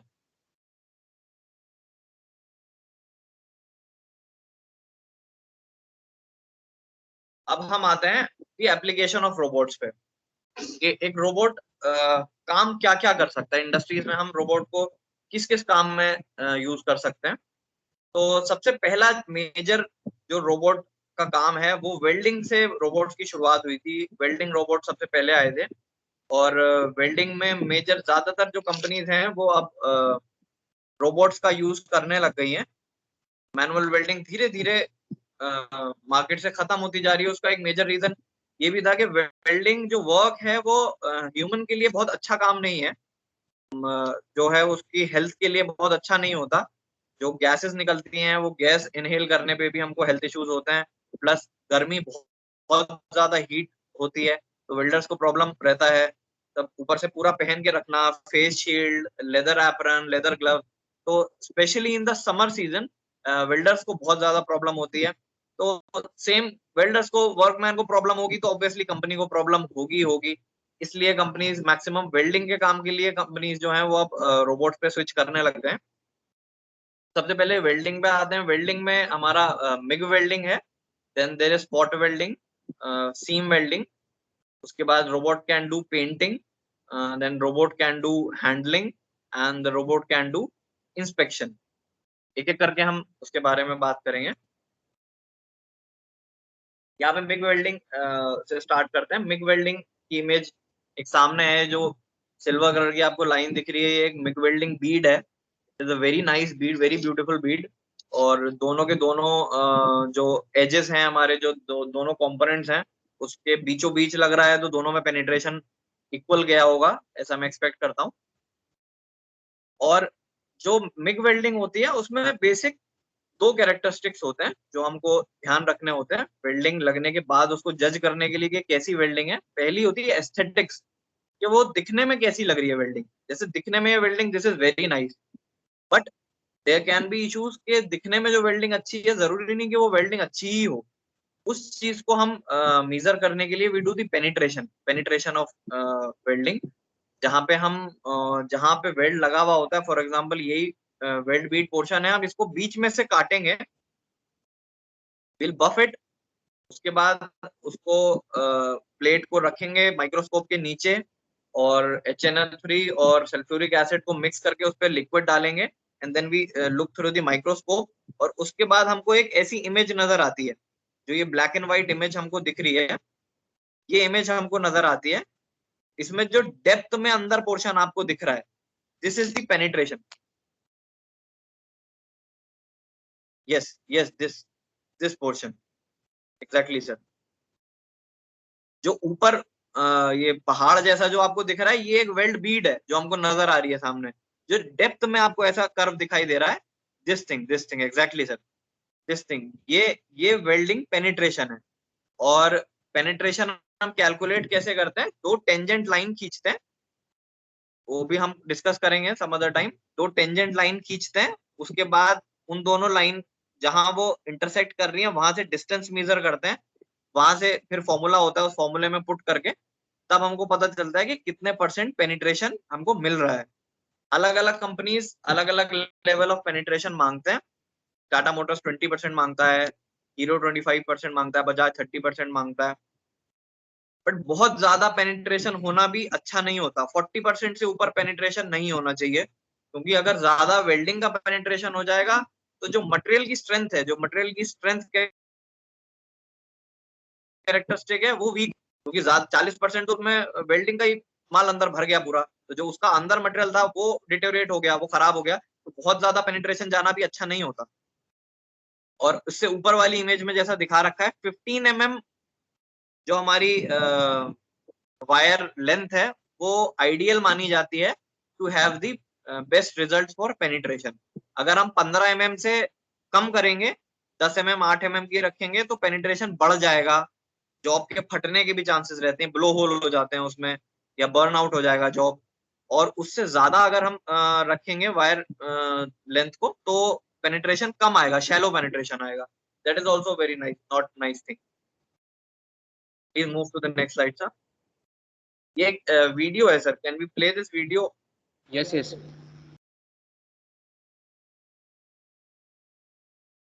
ये बजाज की पल्सर लाइन का वीडियो है। पल्सर का फ्रेम साइलेंसर मैन्युफैक्चर हो रहा है, सॉरी, पैनासोनिक का वेल्डिंग रोबोट है। Just इसमें wait, हम sir. एक I'm चीजों का sharing that video, na.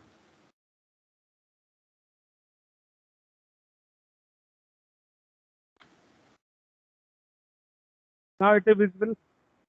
Yes yes sir.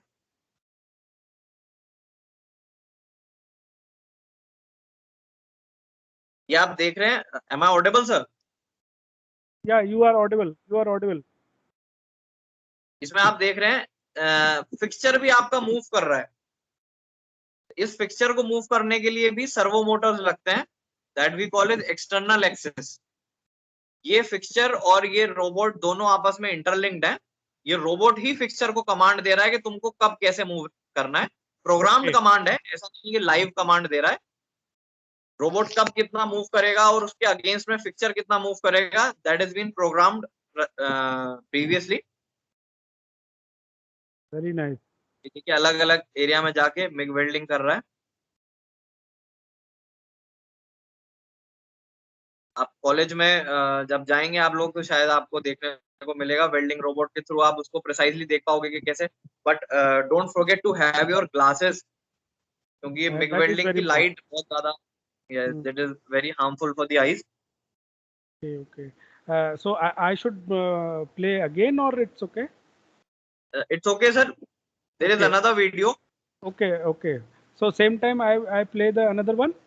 Yes, another one, sir. Okay, next slide, na? Next slide, sir. That is Honda Honda, Activa reframe welding. Honda Activa, right? Yes, Honda yes, sir. Yes. Yes. ये आप Yes. देख रहे हैं, हाँ, operator is loading the part here. ये Activa का rear frame है, जो बैक साइड जिसपे सीट माउंट होती है। एक्टिवा चलाते तो बहुत है हम, और आज हमने correct, किया कि correct. कैसे उसका फ्रेम मैन्युफैक्चर होता Very है। nice. This Very nice. Rear frame of, ये छोटे कंपोनेंट्स ब्रैकेट्स वगैरह जिसपे माउंटिंग होती है, नट लगा हुआ होता है, ये सारे ब्रैकेट्स फिक्सचर में लोड कर रहा है। न्यूमेटिक फिक्सचर्स होते हैं, एयर के थ्रू कंप्रेस सिलेंडर प्रेस करते हैं, ये बाहर आया ऑपरेटर और इसने कमांड दिया, एंड ये दोनों रोबोट्स इस पे वेल्डिंग मार रहे हैं। Very nice. Very nice. It's really a very good experience. Huh? Live videos. अभी यहाँ पर जैसे हम देख रहे हैं सर कि रोबोट्स बहुत पास में भी काम कर रहे हैं दोनों। तो ये दोनों रोबोट्स आपस में हिट ना हो, इसके लिए भी बहुत सारे प्रोविजंस होते हैं रोबोट में। हम क्यूबिंग कर देते हैं, जोनिंग कर देते हैं रोबोट्स की। Okay, okay, okay. एक रोबोट जिस जोन में है, वो जब तक उस जोन से बाहर नहीं जाएगा तब तक दूसरा रोबोट वेट करता रहेगा, और जब वो जोन से बाहर जाएगा तभी Frame वो is ready. जोन एंटर करेगा। Frame is ये ready now.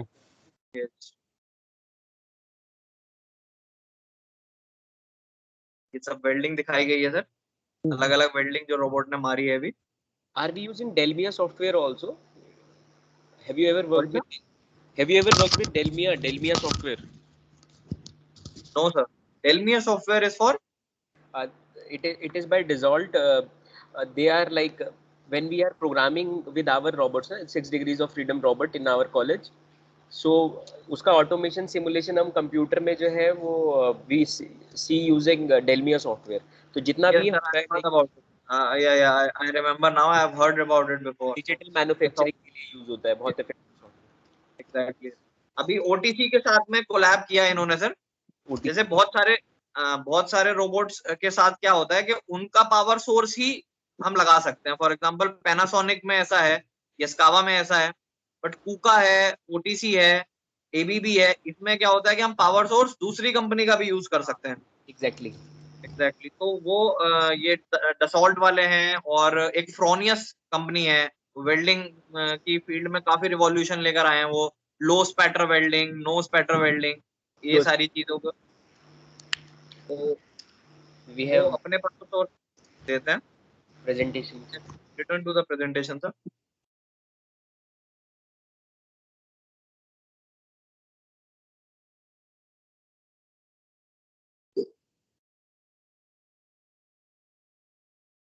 Is it visible?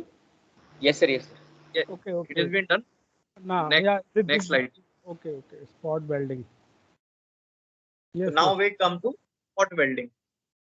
Spot welding और मिग वेल्डिंग में बेसिक डिफरेंस ये होता है कि स्पॉट वेल्डिंग में हमको कोई फिलर मटेरियल की रिक्वायरमेंट नहीं होती।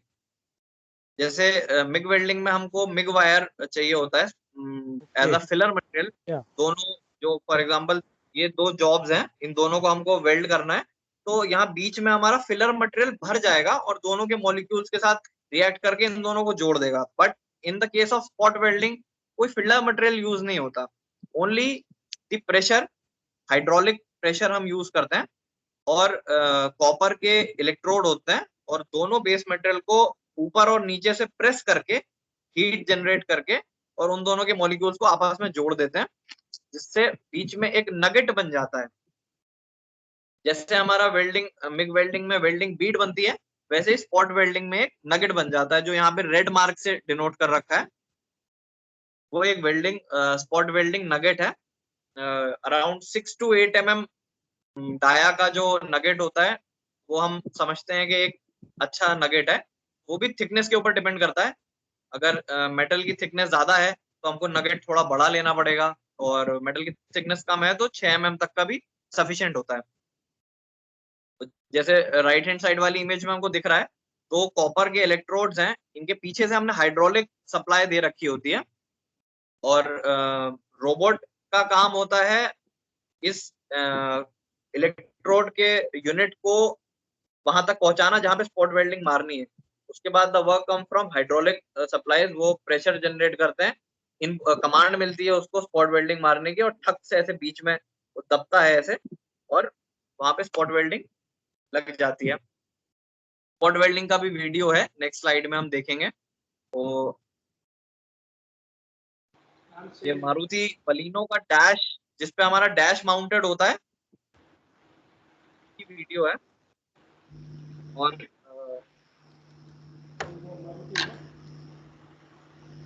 जेपीएम मानेसर में नाची के रोबोट पे ये स्पॉट वेल्डिंग लग रही है।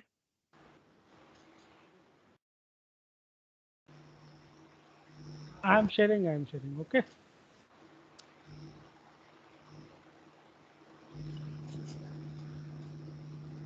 Is this visible? Yes, sir. I am playing the video. ये देखिए आप, स्लो मोशन में रोबोट जाके वहां स्पॉट मार रहा है। कितना स्मूथ वर्किंग है, आप देखिए रोबोट कितना स्मूथ स्पॉट मार रहा है। Very nice. Just pressure is applied and pressure is applied and spot is been. means positive and negative current is flowed. And that spot is generated. अभी ये clamp को इसने कमांड दिया, ये क्लैम्प खुला, उसके बाद रोबोट आगे बढ़ा। अगर वो क्लैम्प लगे लगे रोबोट आगे बढ़ जाता तो रोबोट उसमें हिट कर जाता। Correct. पहले उसने क्लैम्प को कमांड दिया, क्लैम्प ओपन हुआ, उसके बाद रोबोट आगे आया। इसके पीछे ये हैंडलिंग रोबोट है सर, ये पार्ट्स को उठा के Pick the job. जॉब को पिक करके उठा के ओके में रखना, और जो बेसिक मॉडल है उसको Precisely it's doing very smoothly and precisely.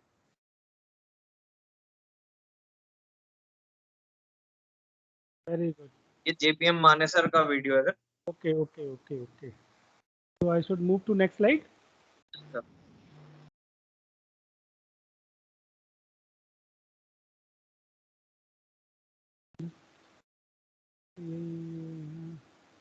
Yes, it is visible. Okay.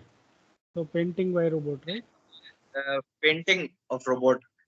Painting process, automobile painting के बारे में अगर आप लोगों ने पढ़ा होगा तो आप जानते होंगे कि पेंटिंग एक सिंगल प्रोसेस नहीं होती, अलग अलग लेयर्ड प्रोसेसेस होती हैं। सबसे पहले इलेक्ट्रोलाइट डिपिंग होती है। पूरी पूरी गाड़ी को अगर आपको कभी विजिट करने का मौका मिलेगा, टाटा मोटर्स वगैरह या कहीं का भी प्लांट, तो आप देख पाएंगे पूरी पूरी गाड़ी जो है वो ऐसे इलेक्ट्रोलाइट डिपिंग में डुबाई जाती है।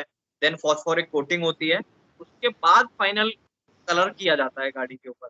तो जो रोबोटिक एप्लीकेशन है वो सिर्फ फाइनल कलर्स में हम यूज कर सकते हैं। इससे पहले की जो प्रोसेसेस होती हैं वो मैनुअल गेंट्री या सर्वो गेंट्री के थ्रू यूज की जाती हैं। जैसे कि आप देख रहे हैं रोबोट गाड़ी पे पेंट मार रहा है, और जैसे हमारे वेल्डिंग में पैरामीटर्स होते हैं, वैसे ही सेम पेंटिंग में भी पैरामीटर्स होते हैं। वो डिफाइन करते हैं कि हमारी जो पेंट की कोटिंग आएगी, जो थिकनेस आएगी, वो कितनी आएगी गाड़ी के ऊपर।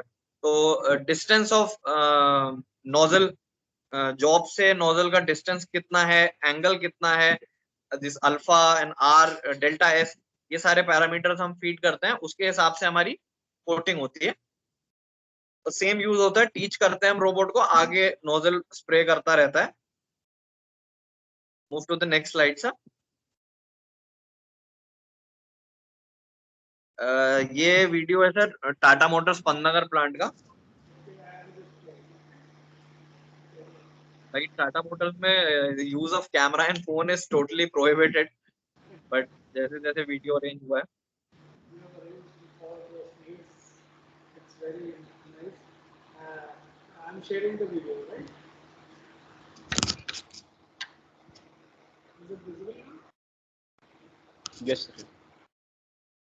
बहुत ज्यादा साफ तो नहीं दिख पा रहा है। रोबोट को भी ऊपर से कवर किया जाता है, वरना ये सब पेंट से रोबोट भी खराब हो सकता है। सर्वो मोटर में अंदर पेंट घुस जाएगा, तो रोबोट्स कवर्ड रहते हैं। पीछे देखिए आप, ये नीचे कन्वेयर पे गाड़ी चल रही है और पीछे से रोबोट पेंटिंग कर रहा है।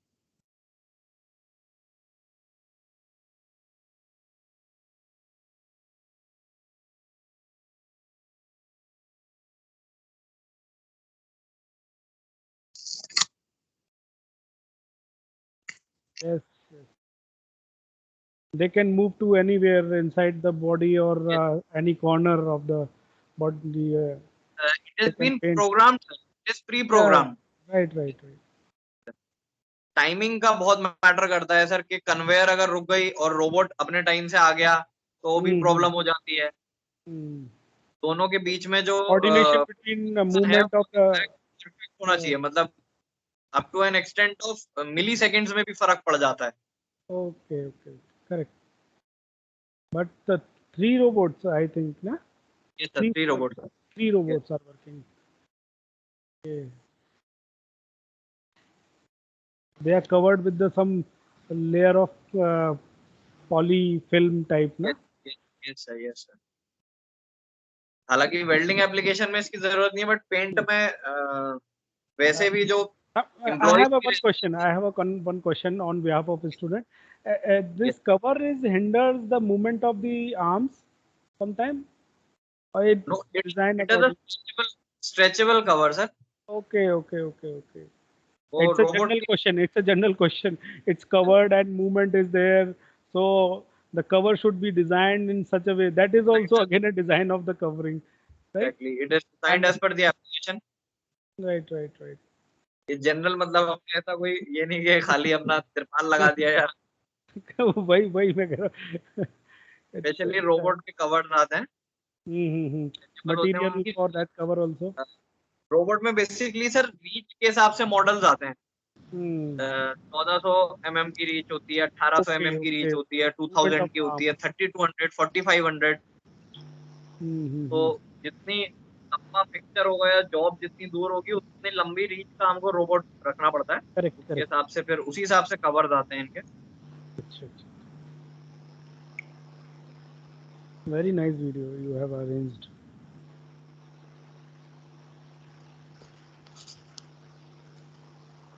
ये देखिए सर, कन्वेयर रुक गया तो रोबोट भी रुक गया। This is interlinking between both. So it's a fault or it's a it is a fault, it is a okay, fault. Fault की वजह okay. से कन्वेयर रुका है, तो रोबोट भी फौरन रुक गया। So this video help us to understand that way also, na? Means yes if now conveyor is ready, moving, right? Yes yes. So now the conveyor is moving. हल्का सा robot कन्वेयर चला तो robot भी चला आगे। Then it's synchronized with the movement of the conveyor or the bodies. Very nice. Same case is with the welding robots also, कि अगर job में कोई एरर आएगा, कोई क्लैंप खुल गया है, क्लैंप हुआ नहीं है प्रॉपरली, तो भी Mm-hmm. रोबोट भी एरर देता है, रुक जाता है फौरन। Okay, okay, okay. Now I have switched to the PPT. I think it is visible. I should move to yes next sir, return to the slide. PPT, to the next slide. Yes sir. Then comes the inspection robots. Inspection robots basically जब हमारी job completely बन जाती है, पूरी तैयार हो जाती है, तब जो हमारी असेंबली लाइन होती है उसके लास्ट में क्वालिफाइंग गेज वगैरह या उससे पहले या उसके बाद में हम एक इंस्पेक्शन रोबोट को लगाते हैं। और इंस्पेक्शन रोबोट में हम दो तरीके से इंस्पेक्शन कर सकते हैं। One is through the laser sensor and the other is through the 3D camera. अगर Okay. हमको सिर्फ मेटल पार्ट्स डिटेक्ट करने हैं कि जो फ्रेम मैन्युफैक्चर होके आया है, जो गाड़ी मैन्युफैक्चर होके आई, उसमें सारे पार्ट्स अवेलेबल हैं या नहीं है, जो जो पार्ट्स लगने चाहिए थे पीछे वो सारे पार्ट्स लगकर आए हैं, कोई मिस तो नहीं हो गया, या कहीं वेल्डिंग खराब हो गई हो, कोई टूट के गिर गया हो रास्ते में, ऐसा तो नहीं हुआ। तो उसके लिए हम लेजर सेंसर यूज करते हैं, जो मेटल को डिटेक्ट करता है और इनपुट भेजता है। उसकी वीडियो है हमारे पास। बजाज की प्लेटिना गाड़ी बन रही है, उसमें वो लेजर सेंसर एक एक पार्ट को सेंस कर रहा है और आगे बढ़ रहा है. The other thing is, the other option is the 3D camera. 3D camera robots आए हुए शायद हार्डली 3 years हुए होंगे, 3 to 4 years. और 3D कैमरा में हम अपनी रिक्वायर्ड डिजायर्ड इमेज डाल के और रोबोट से जज करा सकते हैं कि ये वेल्डिंग वैसी लगी है या नहीं लगी है. फॉर एग्जांपल मैंने आपको एक वेल्डिंग बीट दिखाई दी. एक particular, am I audible to you sir? Yeah, you are audible. एक वेल्डिंग बीट दिखाई मैंने, एक पर्टिकुलर लोकेशन पे एक वेल्डिंग लगनी है, उसकी इमेज मैंने ली और then we I feed it into the 3D camera. उसके बाद रोबोट वहां पर जब उसको सेंस करने आएगा तो सेम उसको वैसी इमेज अगर मिलेगी, हिल पास इट. और अगर वेल्डिंग कहीं खराब होगी, हम फॉल्ट्स भी एंटर कर सकते हैं. मतलब कहीं गैस फॉल्ट, जितने भी हमारे वेल्डिंग एरर्स होते हैं या अदर एरर्स अलग अलग प्रोसेस के, तो हम वो फॉल्ट्स भी रोबोट में बता सकते हैं, उसको समझा सकते हैं, उसकी इमेजेस डाल सकते हैं कि अगर गैस फॉल्ट ऐसा होगा तो एरर देना है, वेल्डिंग मिस होगी तो एरर देना है, वेल्डिंग शिफ्टेड होगी तो एरर देना है. तो 3D कैमरा के थ्रू वो जज करता है कि वेल्डिंग प्रॉपर है या नहीं है, then he passes the job or rejected the job. Next, move to the next slide sir, the video one. ये बजाज प्लैटिना का वीडियो है. I'm Bajaj sharing the Platina video. Okay. का, प्लैटिना का फ्रेम है, इसमें robot.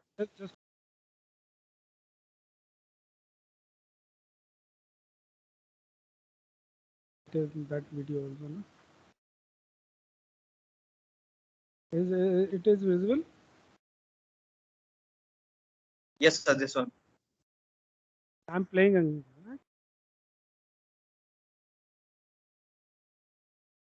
It is sensing, all the robot sensing.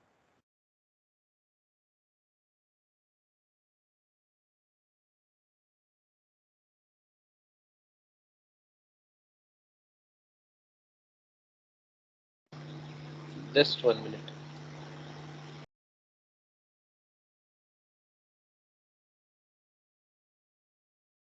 Now it is visible? Is the video now running sir? Yeah. Yeah. Video में part sense के साथ में ऊपर जो हमने डिस्प्ले बोर्ड लगाया हुआ है सर, उस पर भी ध्यान दीजिएगा. जैसे जैसे रोबोट पार्ट को सेंस कर रहा है, वहां ऊपर लाइट्स रेड की जगह ग्रीन होते जा रहे हैं. Correct. I am playing again because it's a short video. So I am playing Yeah. again.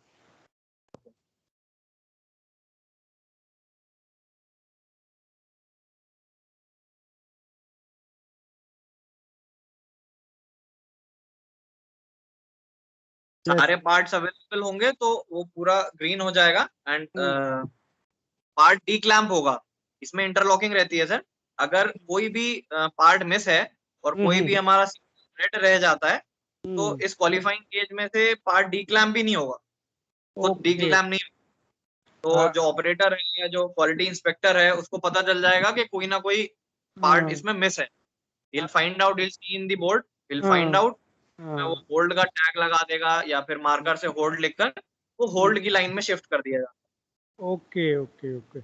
So that's way they do the sensing and inspection, right? Yes sir.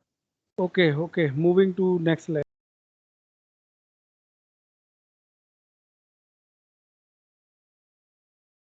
Next slide is a funny one. Very interesting. I think I This is should. for the entertainment purpose. अगर आप सारे application करके और bore हो चुके हैं तो आप रोबोट डांस भी करा सकते हैं. नहीं, ये JBM के I'm a- एनुअल फंक्शन जो है, जहाँ पूरा डिस्को लाइट्स वगैरह सब लगा के then I think I should share it as sound on. Robot से जो है वो डांस कराया गया था. If you can play the video sir. Bansal sir is playing.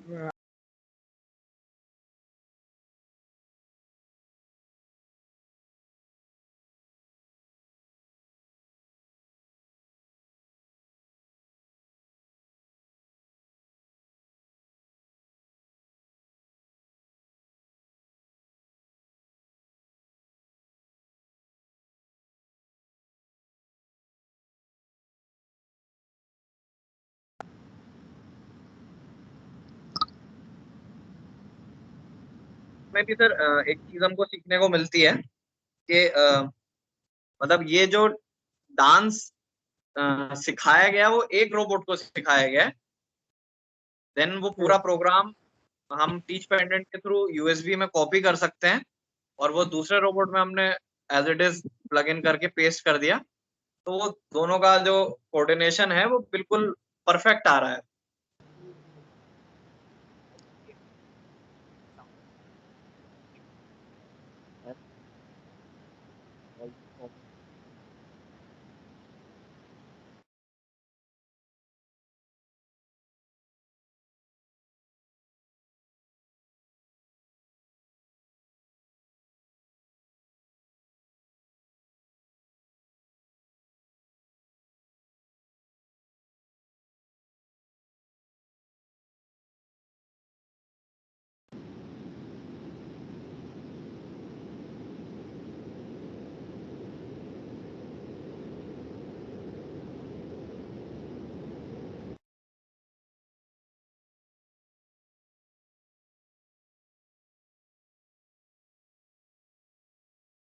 Move करें सर नेक्स्ट स्लाइड पे।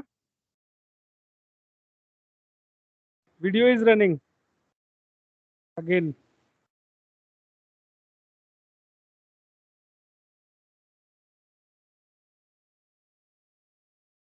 Very nice dancing, right?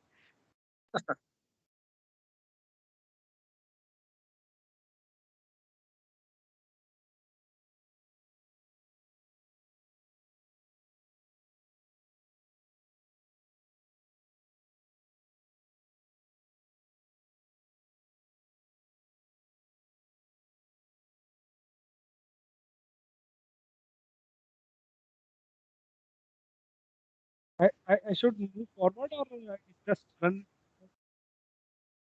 Let's move to the next slide sir. Okay. I will share it to the students. Okay.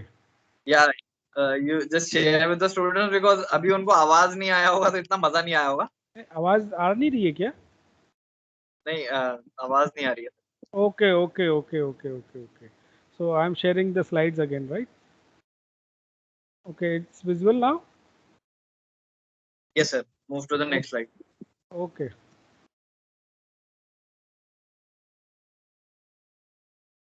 Till now we have studied about एक robot होता क्या है, क्या क्या कर सकता है, एप्लीकेशंस क्या है रोबोट की। Now we need to know कि अगर हम अपना करियर प्रोस्पेक्ट रोबोटिक इंजीनियर के तौर पे चुनते हैं तो हमारा क्या काम होता है, what does an engineer do to make the robot work properly. तो उसके लिए कुछ पॉइंट्स हैं। First step is jishu hozen of the machine. अगर आप लोग थोड़ा सा जापानीज टर्म इनसे यूज टू होंगे तो आपको पता होगा। Jishu hozen is a Japanese word that means autonomous maintenance. This word is used in TPM also. It means autonomous maintenance का मतलब है सेल्फ मेंटेनेंस, जो काम हम खुद कर सकते हैं विदाउट एनी स्पेशलाइज्ड इक्विपमेंट्स या स्पेशलाइज्ड नॉलेज या स्पेशलाइज्ड ट्रेनिंग। जैसे कि आप बेसिक रीटाइटनिंग और CLRIT कहते हैं, उसमें क्लीनिंग, लुब्रिकेशन, रीटाइटनिंग, इंस्पेक्शन एंड ऐसा स्टफ जो होता है जो कि नॉर्मली हम कर सकते हैं। तो रोबोट का नोजल वगैरह मैंने आपको दिखाया था, वो साफ रखना होता है, टिप चेंज करना टाइम पे, वो सारी चीजें जीशू होजन में आती हैं। Then the next step is troubleshooting. Troubleshooting का मतलब हुआ कि रोबोट जो भी एरर दे रहा है उन एरर्स को हटाना, ठीक करना एंड रोबोट को दोबारा रनिंग में लेके आना। Then the third step is teaching of robot, robot को टीच करना। Then the fourth step is programming of robot. then safety of robot, off and from robot is also very important because robot can be lethal to the workman sometimes. The fifth step is preventive maintenance of robot. The sixth step is Kubitsu Kaizen using robot. Kubitsu Kaizen is also a Japanese word. Sorry, the spelling here is not correct. It is KOBITSU. Kubitsu means continuous and Kaizen means change. So it basically, Either I have changed the spelling. yes sir. Yeah, I have changed the spelling as you said, na? KO, na? Okay. Yeah, KO sir. Right. Okay. Right. तो kaizen is a very important term, ये भी एक बहुत vast subject है sir. TPM में एक one of the 8 pillars TPM के बारे में अगर बच्चे पढ़ते हो फाइनल ईयर में जाके Yes. कुछ, तो बहुत इंपॉर्टेंट चीज है TPM, total productive maintenance. Almost सारी इंडस्ट्रीज में यूज होती है, खास करके मैन्युफैक्चरिंग फील्ड में अगर आप जा रहे हैं तो आपको टीपीएम का नॉलेज होना it is a very must, और बहुत अच्छा टूल है to improve our workmanship, to improve our quality, to improve our productivity। हर चीज को हम improve कर सकते हैं थ्रू द हेल्प ऑफ जो भी टूल्स हमको टीपीएम देता है, उन टूल्स का इस्तेमाल करते हुए। तो kobetsu kaizen is also one of the 8 pillars of TPM. TPM के बारे में भी हम बात करेंगे फर्दर, कभी बैठेंगे तो। तो काइजन आप सिर्फ इंडस्ट्रियल यूज में ही नहीं, अपनी डे टू डे लाइफ में भी आप काफी सारी चीजें काइजन करके इम्प्रूव कर सकते हैं। कोई भी काम, जो काम मुझे करने में थोड़ी मुश्किल हो रही थी, फॉर एग्जाम्पल मेरे से कुछ दूर पे कोई सामान रखा हुआ है, वो वहीं रखा रहता है, बट मेरे को वहां उठाने के लिए थोड़ा सा एक्स्ट्रा एफर्ट करना पड़ता है, तो मैंने उसकी जगह चेंज कर दी। हैंडी हो गया मेरे लिए, मेरे को बिना हिले अब वो इजीली मैं उसको ग्रैब कर सकता हूँ। It is a kaizen. ऐसे ही आप इंडस्ट्रियल प्रोस्पेक्ट से सोच सकते हैं कि कोई भी काम जिससे आप कोई भी अपने लिए या किसी और के लिए कोई सहूलियत जनरेट कर रहे हैं, इजी कर रहे हैं, अपना ह्यूमन एफर्ट को कम कर रहे हैं, प्रोडक्टिविटी बढ़ा रहे हैं, कोई फायदा कर रहे हैं, it is a kaizen.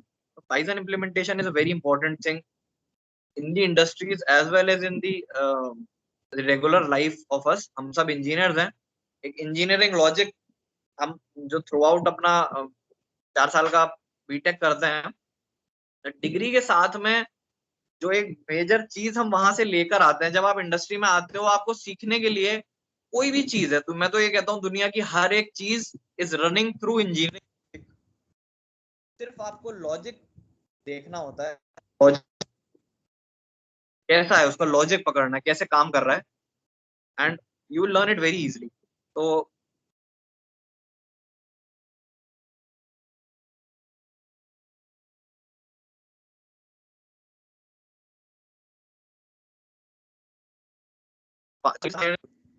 For example मैं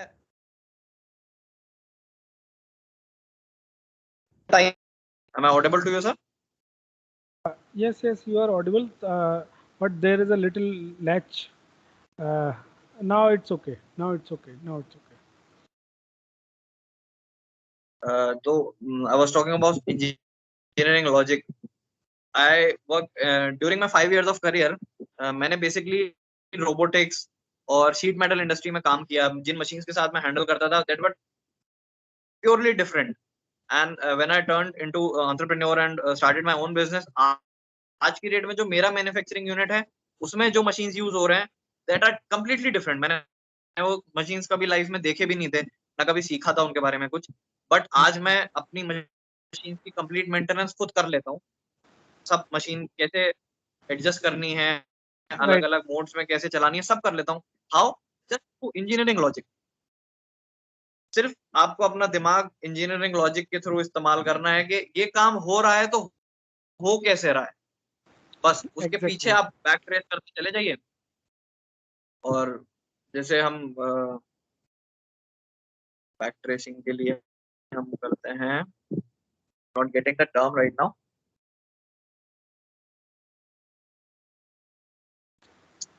आई tell you when I remember it. Back tracing करते जाइए आप इंजीनियरिंग लॉजिक के थ्रू, काफी चीजें अपने लिए रेगुलर लाइफ में भी आसान कर सकते हो। आप कभी आपकी गाड़ी खराब हो जाती है, कुछ भी हो जाता है, आपको सिर्फ इंजीनियरिंग लॉजिक लगाना है कि भाई ये काम अगर ऐसा हो रहा था, ऐसे खराब हुआ है, तो ये चल कैसे रहा था, जस्ट उसको स्टडी करेंगे एंड आप समझ जाएंगे कि वो काम कैसे कर रहा है। Heather, it's a reverse let's engineering. Move to the next slide sir. It's a reverse engineering, right? Yes sir, Right, right. Reverse engineering, exactly. नहीं, एक इंडस्ट्रियल उसमें यूज करा जाता है सर। अगर Okay. कोई जैसे कोई गलती हो जाती है ना, कुछ Mm-hmm. एरर चला गया, फॉर एग्जांपल कस्टमर पे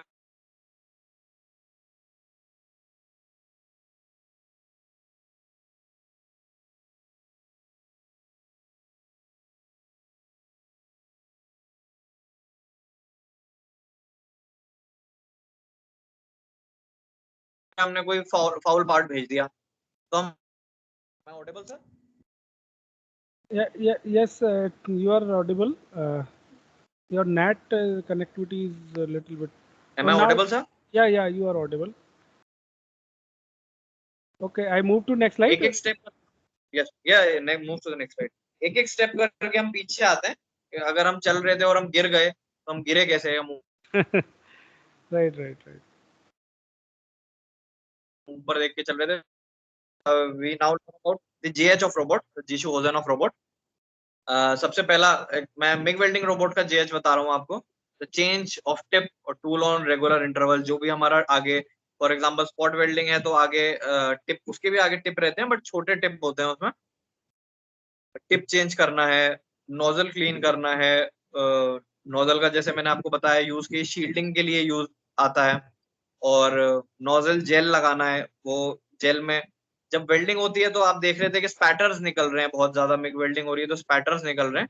तो स्पैटर्स जो है वो नोजल पे जाके एक्यूमुलेट हो जाते हैं, जिस वजह से नोजल जो है प्रॉपर शील्डिंग नहीं दे पाता है वेल्डिंग होते टाइम पे। तो उसके लिए नोजल जेल आते हैं। अगर आप नोजल जेल लगा के रखेंगे नोजल में तो उस पैटर्स को एक्यूमुलेट नहीं होने देता। तो it also comes in JH of robot. Then there comes TCP. TCP is a very important term. It means tool center point. Tool center point basically जब हम रोबोट को एक जगह ग्राउट करते हैं, फ्रॉम द फर्स्ट टाइम जब हम robot को एक जगह लगाते हैं, एक्सटैंड करते हैं, ग्राउटिंग करते हैं रोबोट की, वहां से लेकर हम एक एक्सेस डिफाइन करते हैं कि फ्रॉम हेयर ऑनवर्ड्स ये रेफरेंस पॉइंट रहेगा। उसके बाद रोबोट जो है अपना कितना आगे जा रहा है, उसका एक्स वाई जेड डायरेक्शन हमको सब बताता है कि from that reference point robot कितना मूव कर चुका है। तो टीसीपी इज दैट पॉइंट। हमको जब हम रोबोट लगाते हैं, इनिशियली इंस्टॉल करते हैं, ग्राउट करते हैं, तब हमको टूल सेंटर पॉइंट डिफाइन करना होता है। तो टूल सेंटर पॉइंट हम दो तरीके से डिफाइन करते हैं, मैकेनिकली और दूसरा प्रोग्राम के थ्रू। मैकेनिकली के लिए मैंने इमेज आपके साथ लगा रखी है। Tool centre point mechanically check करने के लिए टूल आता है जिसमें 4 बोल्ट्स होते हैं। 4 बोल्ट आप इसमें फिट करके, और जो टिप से आगे हमारी वायर है वो 12 mm होनी चाहिए, और 12 mm और इस टूल की एज ये दोनों मैच करने चाहिए exactly at the same position. तो अगर ये मैच कर रहे हैं इट मींस आपका टीसीपी ओके है। तो जेएच में रेगुलर इंटरवल में शिफ्ट एंड्स पे या दिन में एक बार हम टीसीपी भी चेक करते हैं, क्योंकि बार बार रोबोट की टीचिंग करना is not a good habit.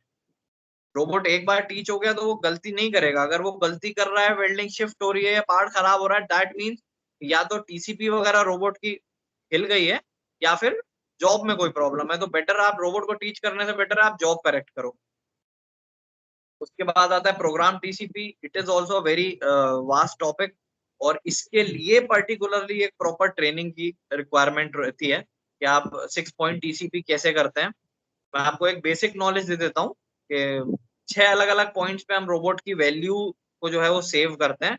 One at the 90 degree आप पोजीशन 1 देख रहे हैं, then the 45 degree forwards, then the 90 degree forwards, then 45 degree this angle, then 45 degree this angle, and the 6th point is 90 degree again. तो 6 अलग अलग points हैं जिसमें हम रोबोट की एक्स वाई जेड वैल्यूज को सेव करते हैं। उसके बाद रोबोट वहां से फिर जहां भी मूव करेगा वो आपको कैलकुलेट करके बताएगा कि उस रेफरेंस पॉइंट से रोबोट कितना मूव किया है। Let's move to the next slide sir. Here comes the troubleshooting of robot. तो एरर के तौर पे मैंने जैसे यहाँ दिख रहा है प्लीज रिप्लेस द टिप। तो टिप चेंज करने के लिए रोबोट खुद भी एरर दे देता है। एक एग्जांपल के तौर पे मैंने वो एरर यहाँ पे लिया है। आप डाल सकते हो कि आर्क टाइम डाल सकते हो कि 2 घंटे की आर्क टाइम के बाद रोबोट एरर दे दे कि भाई आपको एक आइडिया लग जाता है मेरी टिप कितने टाइम में खराब हो रही है। तो आप उतने टाइम का इंटरवल डाल सकते हो, 2 घंटे के आर्क टाइम के बाद रोबोट एरर दे दे टिप चेंज करनी है। या और भी एरर्स आते हैं, वायर स्टिक का एरर होता है, ओवर करंट का एरर होता है, ओवर वोल्टेज का एरर होता है, और बहुत सारे एरर्स होते हैं। तो आप एरर बाद में तो जैसे आप यूज टू होते जाते हैं तो आपको सब पता रहता है कि क्या एरर आ रहा है तो कैसे उसको सही करना है। बट इनिशियली जो है आप एरर देखेंगे, उस एरर पे एक नंबर होता है जैसे W0320, ये इस एरर का एरर नंबर है। You go through the user manual, user manual में एरर की, और वो एरर की लिस्ट में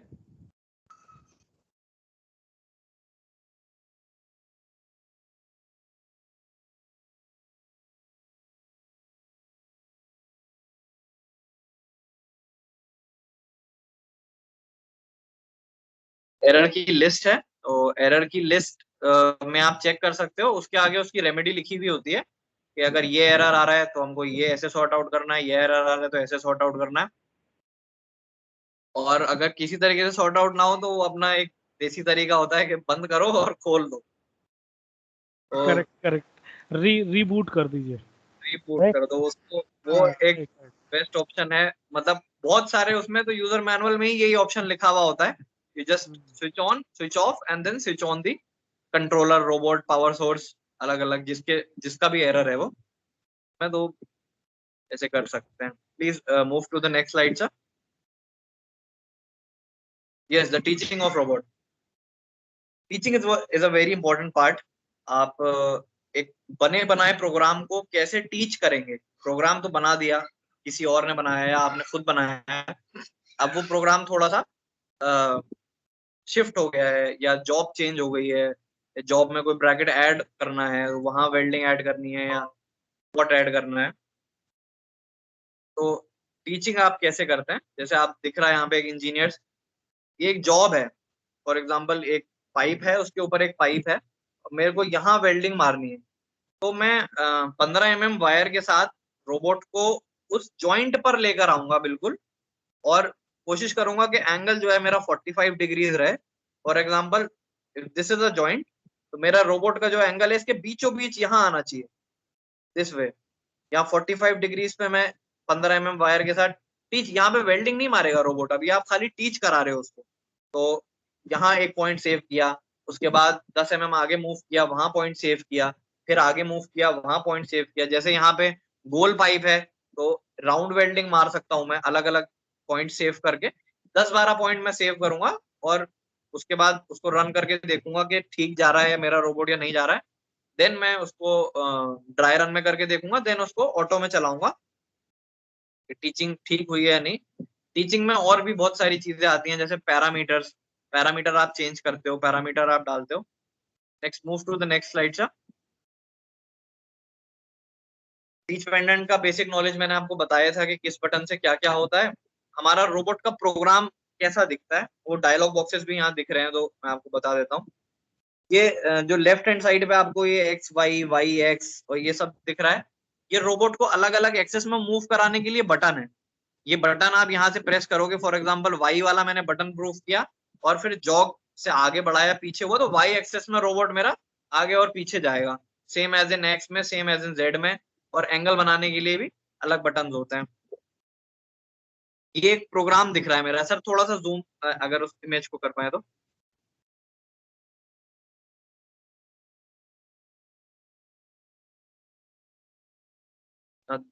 this is a MIG welding programme.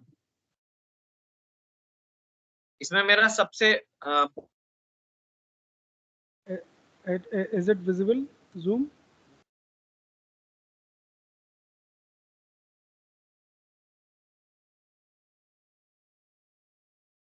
Points बहुत सारे होते हैं, एयर कट पॉइंट्स होते हैं वेल्डिंग। तो पहली जो हमारी कमांड है जो ब्लू डॉट के साथ दिखाई दे रही है, वो एयर कट की कमांड है। मतलब जब हमारा रोबोट, अभी आप देख रहे थे कि वेल्डिंग मार रहा है, स्पॉट मार रहा है, कुछ भी कर रहा है, बट उसके अलावा भी रोबोट हवा में भी मूव कर रहा है। तो आप फॉर एग्जाम्पल यहाँ मैंने वेल्डिंग मारी और उसके बाद मेरे को यहाँ वेल्डिंग मारनी है, तो मेरे को 1-2 पॉइंट हवा के भी लेने पड़ेंगे ना वहां तक पहुंचाने के लिए। तो ये जो ब्लू डॉट वाले पॉइंट्स रहते हैं, ये एयर कट पॉइंट्स होते हैं। यस्कावा रोबोट में अलग दिखता है, कूका में अलग दिखता है, बट एयर कट पॉइंट्स हर जगह होंगे। रोबोट अलग अलग इज लाइक कि आप फोन एंड्रॉयड यूज कर रहे हो या iOS यूज कर रहे हो, फंक्शन वही रहेगा, बट उसको कहाँ से आपको एक्सेस करना है और कहाँ आप उसको कैसे चलाओगे, बस उसमें थोड़ा बहुत फर्क रहता है। बाकी बेसिक फंक्शंस लगभग रोबोट्स में सेम होते हैं। उसके बाद जहां से रेड पॉइंट स्टार्ट हो रहा है, वहां से मेरी वेल्डिंग स्टार्ट होगी। Arc and, sorry arc start, वहां पे आर्क स्टार्ट है और पैरामीटर्स भी लिखे हुए हैं, प्रोसेस लिखी हुई है। देन आगे स्पीड लिखी हुई है, 50 मीटर पर मिनट मेरी स्पीड है जिससे एयर कट पे रोबोट मूव करेगा।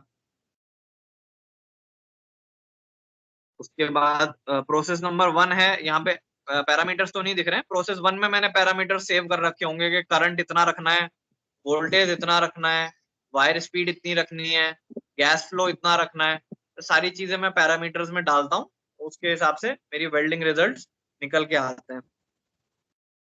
देन दो येलो पॉइंट्स हैं, वो वीविंग के हैं। Weaving is also very high level thing. तो वीविंग वो वाला वीविंग नहीं, वीविंग हम वेल्डिंग में ही वीविंग करते हैं।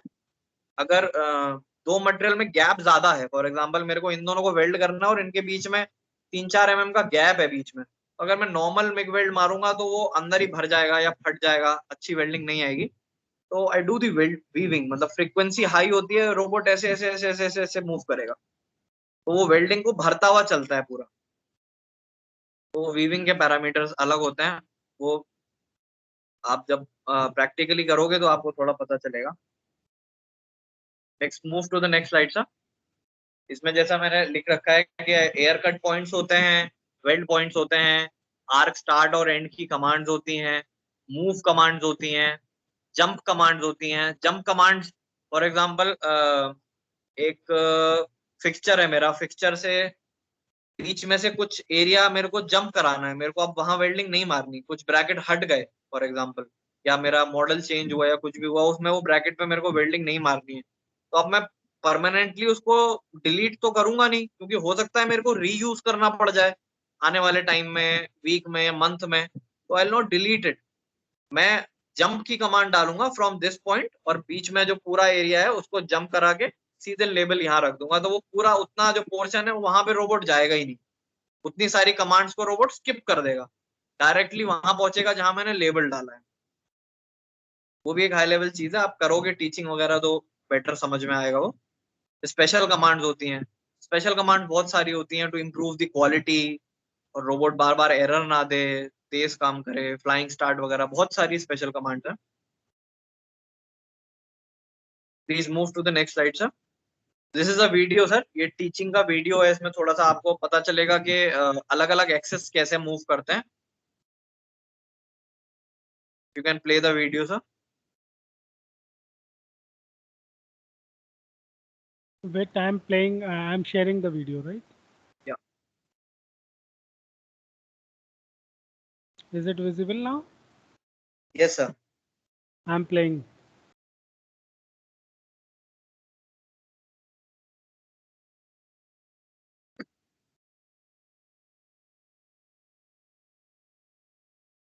अभी एक प्रोग्राम बना रहे हैं, प्रोग्राम सेव किया उन्होंने बेसिक दिखाने के लिए। ये सर्वो ऑन की जो मैं बता रहा था, पीछे से डेडमैन स्विच दबा रखा है, ग्रीन बटन दबाया तो सर्वो ऑन हो गई। Now is getting close to the robot, और पहली एक्सेस मूव कराई, ये सेकंड एक्सेस है, अपर आर्म जो मैं बता रहा था। Then this is forearm, then this is twisting, this is the fifth axis, this is the sixth axis. ये गोल घूम रहा है आपका, देखिए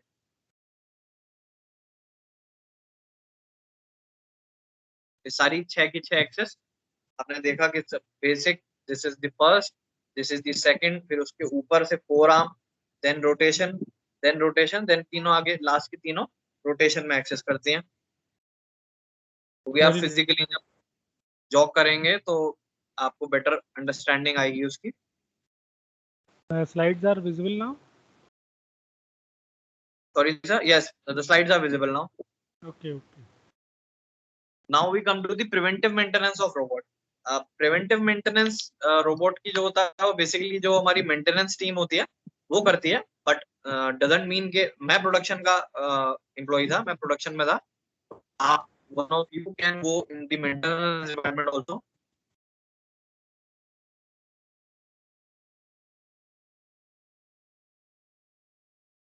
just a second sir.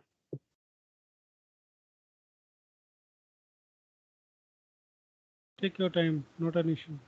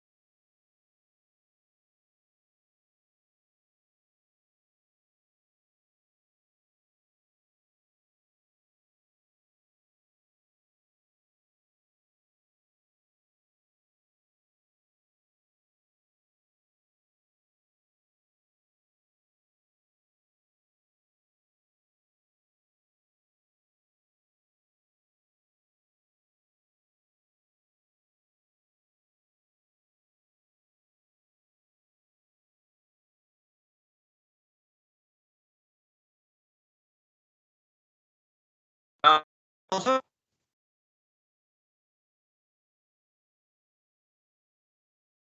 Yes, you are audible, but your video is not proper. I think network is slow.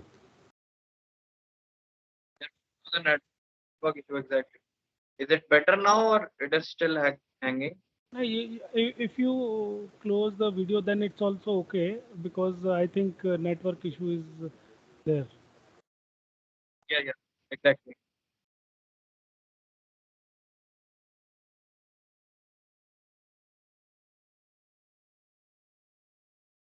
Is my voice Yeah, audible? you are audible. Yeah. You are audible. Yeah, fine. So we come to the preventive maintenance section. So it is Yes. basically done by the maintenance team. और इसमें हर किसी को preventive maintenance नहीं करने दिया जाता है for the safety of robot, because जो टेक्निकली साउंड लोग हैं जिनको पता है, क्योंकि इसमें कार्ड्स वगैरह का यूज होता है, सर्वो मोटर्स बहुत बार हम खोलते हैं, ग्रीसिंग करते हैं और तो उसके लिए एक हाईली ट्रेन्ड स्टाफ की जरूरत होती है. That is done by the maintenance team. क्या क्या करते हैं प्रिवेंटिव मेंटेनेंस में. तो robot need servo control stabilisers for continuous and uninterrupted power supply. Robot को जो है वो जो हमारे स्टेबलाइजर्स आते हैं वो भी सर्वो स्टेबलाइजर्स की रिक्वायरमेंट होती है. एक पर्टिकुलर हाई रेंज के स्टेबलाइजर्स हो ताकि एक अनइंटरप्टेड और कंटिन्यूअस सप्लाई रोबोट तक आता रहे. उनको कोई परेशानी ऐसी वोल्टेज फ्लक्चुएशन वाली परेशानी आती है तो पावर सोर्स एरर देने लगता है, तो वहां से थोड़ा ध्यान रखना पड़ता है. Then the greasing of servo motors, time to time greasing की रिक्वायरमेंट होती है. बहुत ज्यादा जल्दी नहीं, 6 to 8 मंथ्स में हम ग्रीसिंग करते हैं. एक अच्छा अमाउंट ऑफ ग्रीस डालते हैं. अलग अलग ग्रेड आते हैं ग्रीस के. हर एक्सेस का ग्रेड अलग होता है. कुछ एक्सेस में अमाउंट कम डलता है, कुछ एक्सेस में ज्यादा डलता है. ग्रीस के ग्रेड्स भी अलग होते हैं. Then the third thing, all connections in wirings, जो भी हमारे रोबोट से एक्सटर्नल एक्सेस तक जो वायरिंग जा रही है या एक्सटर्नल एक्सेस से कंट्रोलर तक, रोबोट से कंट्रोलर तक, देन कंट्रोलर से पावर सोर्स तक, जो भी हमारी वायरिंग्स हैं, जो भी कनेक्शंस हैं वो प्रॉपर साउंड होने चाहिए, कहीं यूज होना चाहिए. Then there is liner cleaning. जो रोबोट के अंदर से लाइनर जा रहा है वो लाइनर बाहर निकाल के एयर प्रेशर के थ्रू लाइनर की क्लीनिंग करी जाती है. डस्टिंग अंदर जमती है क्योंकि कॉपर वाइंडेड पाइप वायर होती है हमारी, तो अगर वो जब वो रब करता है उसके साथ में तो कॉपर छूटने लगता है and that get accumulated inside the liner. तो liner cleaning. Then there is inlet and outlet valve cleaning. उसके बाद हम कार्ड रेगुलरली चेक करते हैं कंट्रोलर्स के, पावर सोर्सेस के. कार्ड में कोई तो एरर नहीं है. And the other thing is backup, जिसके बारे में मैं अभी बता रहा था कि कोई मिसचीवियस एक्टिविटी ना करे, उसको प्रिवेंट करने के लिए हम अपना बैकअप लेके चलते हैं रोबोट का. जो हमारा टीच पेंडेंट होता है उसमें ही हमारा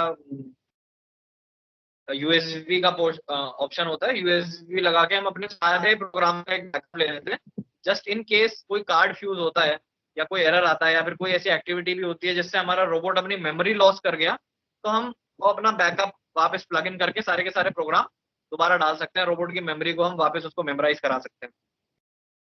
Let's move to the next slide, sir.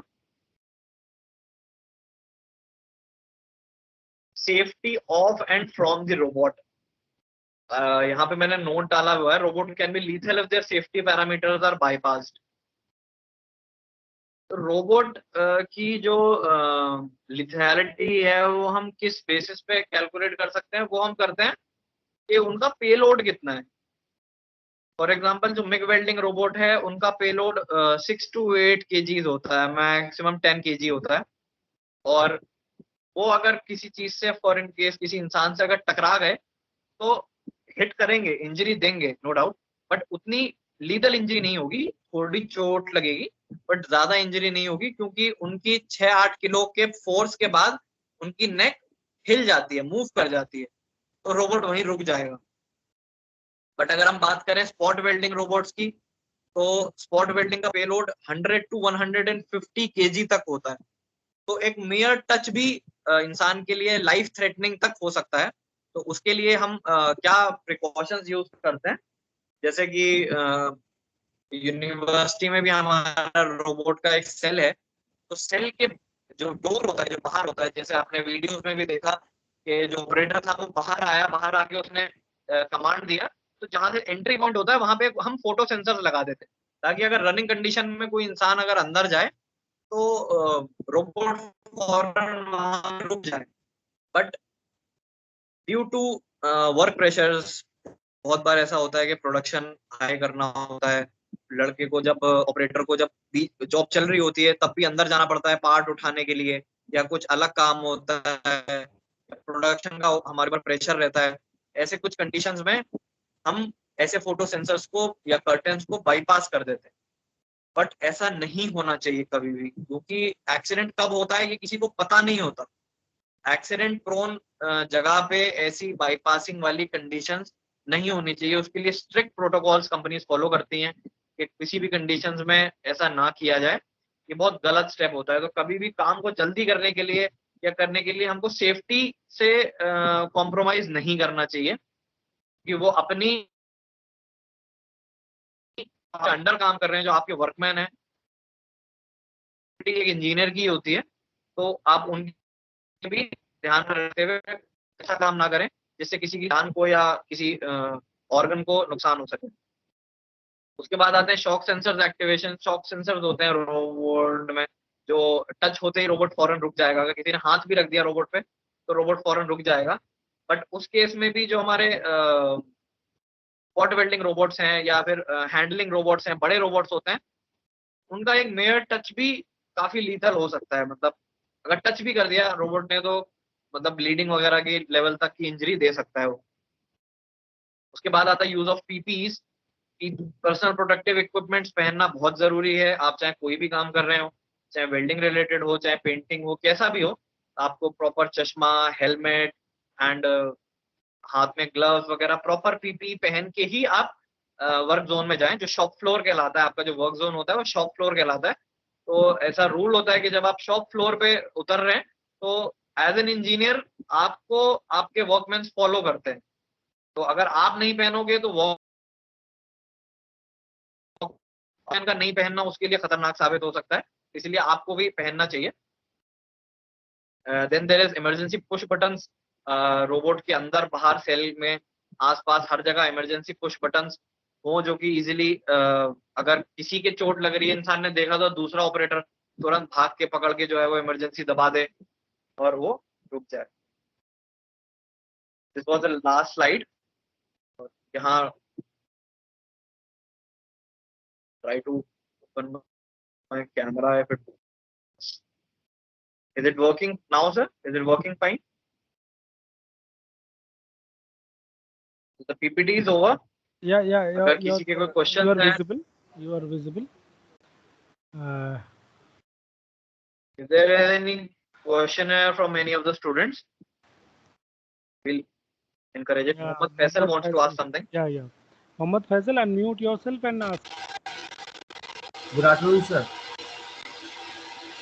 Afternoon, brother. Sir मैं ये जानना चाहता हूँ कि सर जब हम मिग वेल्डिंग करते हैं मैनुअल तो सर बहुत सारे स्कैटर्स आते हैं, तो सर रोबोट वेल्डिंग में सर स्कैटर्स रिड्यूस होते हैं कितने, और सर क्या फैक्टर है स्कैटर्स आने के?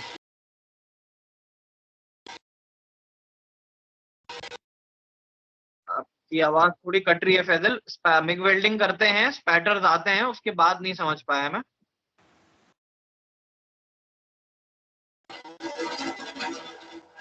सर मैनुअल वेल्डिंग करते समय स्पैटर्स काफ़ी आते हैं सर, तो रोबोटिक वेल्डिंग में भी सर स्पैटर कम होते हैं या सर उतने ही रहते हैं, और सर क्या फैक्टर हैं कि हम स्पैटर कम कर सकें?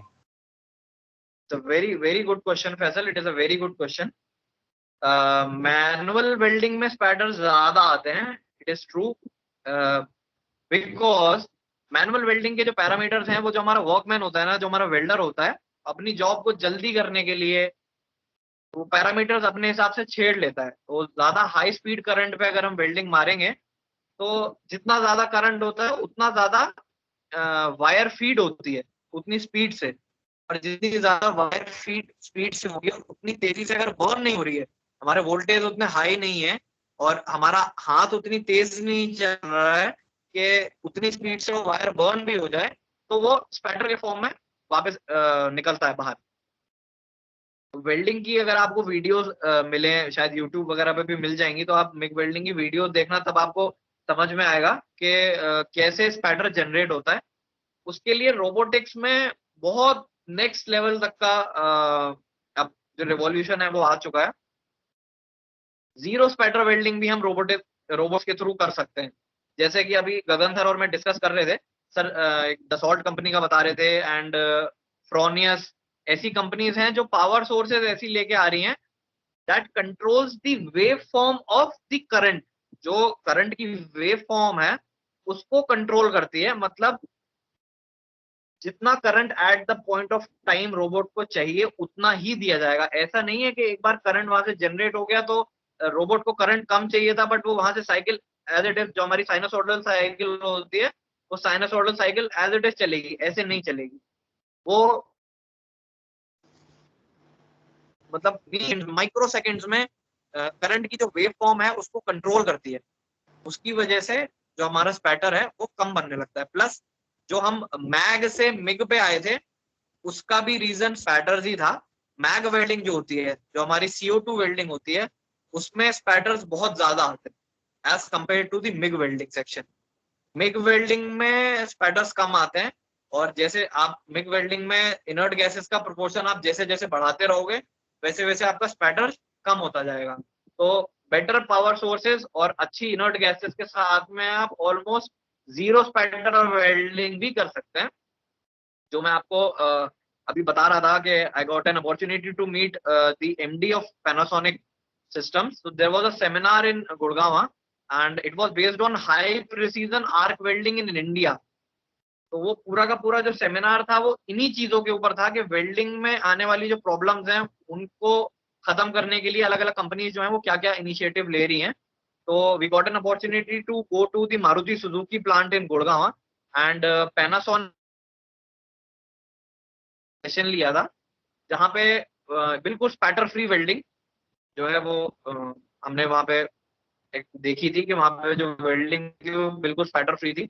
जो अच्छे अपग्रेडेड मॉडल्स हैं टैवर्स वगैरह पैनासोनिक में, और अलग अलग दसॉल्ट है, फ्रोनियस है, ऐसे जो कंपनीज हैं पावर सोर्सेज बना रही हैं, तो करंट के वेव फॉर्म को हम कंट्रोल करके स्पैटर को रिड्यूस कर सकते हैं। It is a very nice question. ये टॉपिक भी हमसे स्किप हो गया था, तो आपके क्वेश्चन से हम उस टॉपिक पे आ पाए। Thank you so much Right. Faisal. Thank you sir.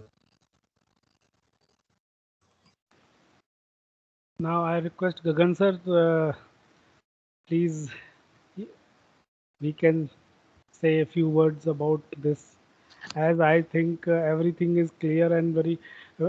For going in detail of robots, we must have more sessions for making a program and having some more videos for how we can handle the robots, and we moving to the robotics with the mechanical engineering, as new trends or new technology is inculcated into your mechanical engineering, core mechanical engineering, to sustain, or we can say move with the pace of the new technology of the robots are as a mechanical part. So we must understand and learn about that. Now I request Mr. Gagan Bansal to say a few words and uh, to conclude all this about this lecture.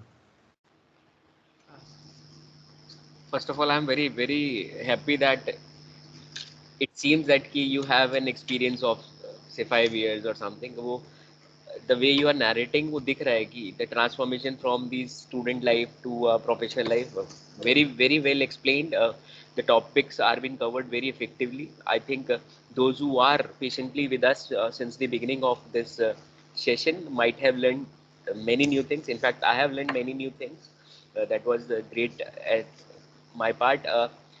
I'm very thankful that you took a prestigious time from your busy schedule because I know all businessmen, all entrepreneurs, all like every second is important. But for our alma mater, you for Graphic Era, if you are devoting such an effective time. It was a great thanking you very much again and again. I'm very thankful to Dr. Professor Chandkishore sir also, who is uh, patiently always available with us and motivate us in like executing all these things in a very positive manner. One thing I would like to request Heather that it will be great, like those who are with us since the beginning, they are listening, that it will be great if we can generate few job opportunities in any sense possible for our students. We'll together work, not here exactly, but after this discussions, so we'll sure, as we have, you have an experience of so many companies, we discussed this in the past also. So we will try to generate few job opportunities or few entrepreneur opportunities for our mechanical students, so that they can also be uh, a good professional in future. So by this I would like to thank everyone who is present here, and I will also like to take a promise from Heather that we will again would like to have you with us as and when desired, if he is available. So it will be a like a pleasure to our students and everyone. So thank you very much. I'm pleased. Definitely, sir. It's a pleasure talking and giving knowledge and exchanging knowledge with you people. And especially, I would like to thank both Gagan sir and Chandrakishore sir. That whatever you're doing is exceptional, sir. ऐसा जो startup आप दे रहे हो, एक basic knowledge हर कोई चाहता है sir कि even if as an senior, as a Correct. professional person, I want to give knowledge to my juniors. Why wouldn't I?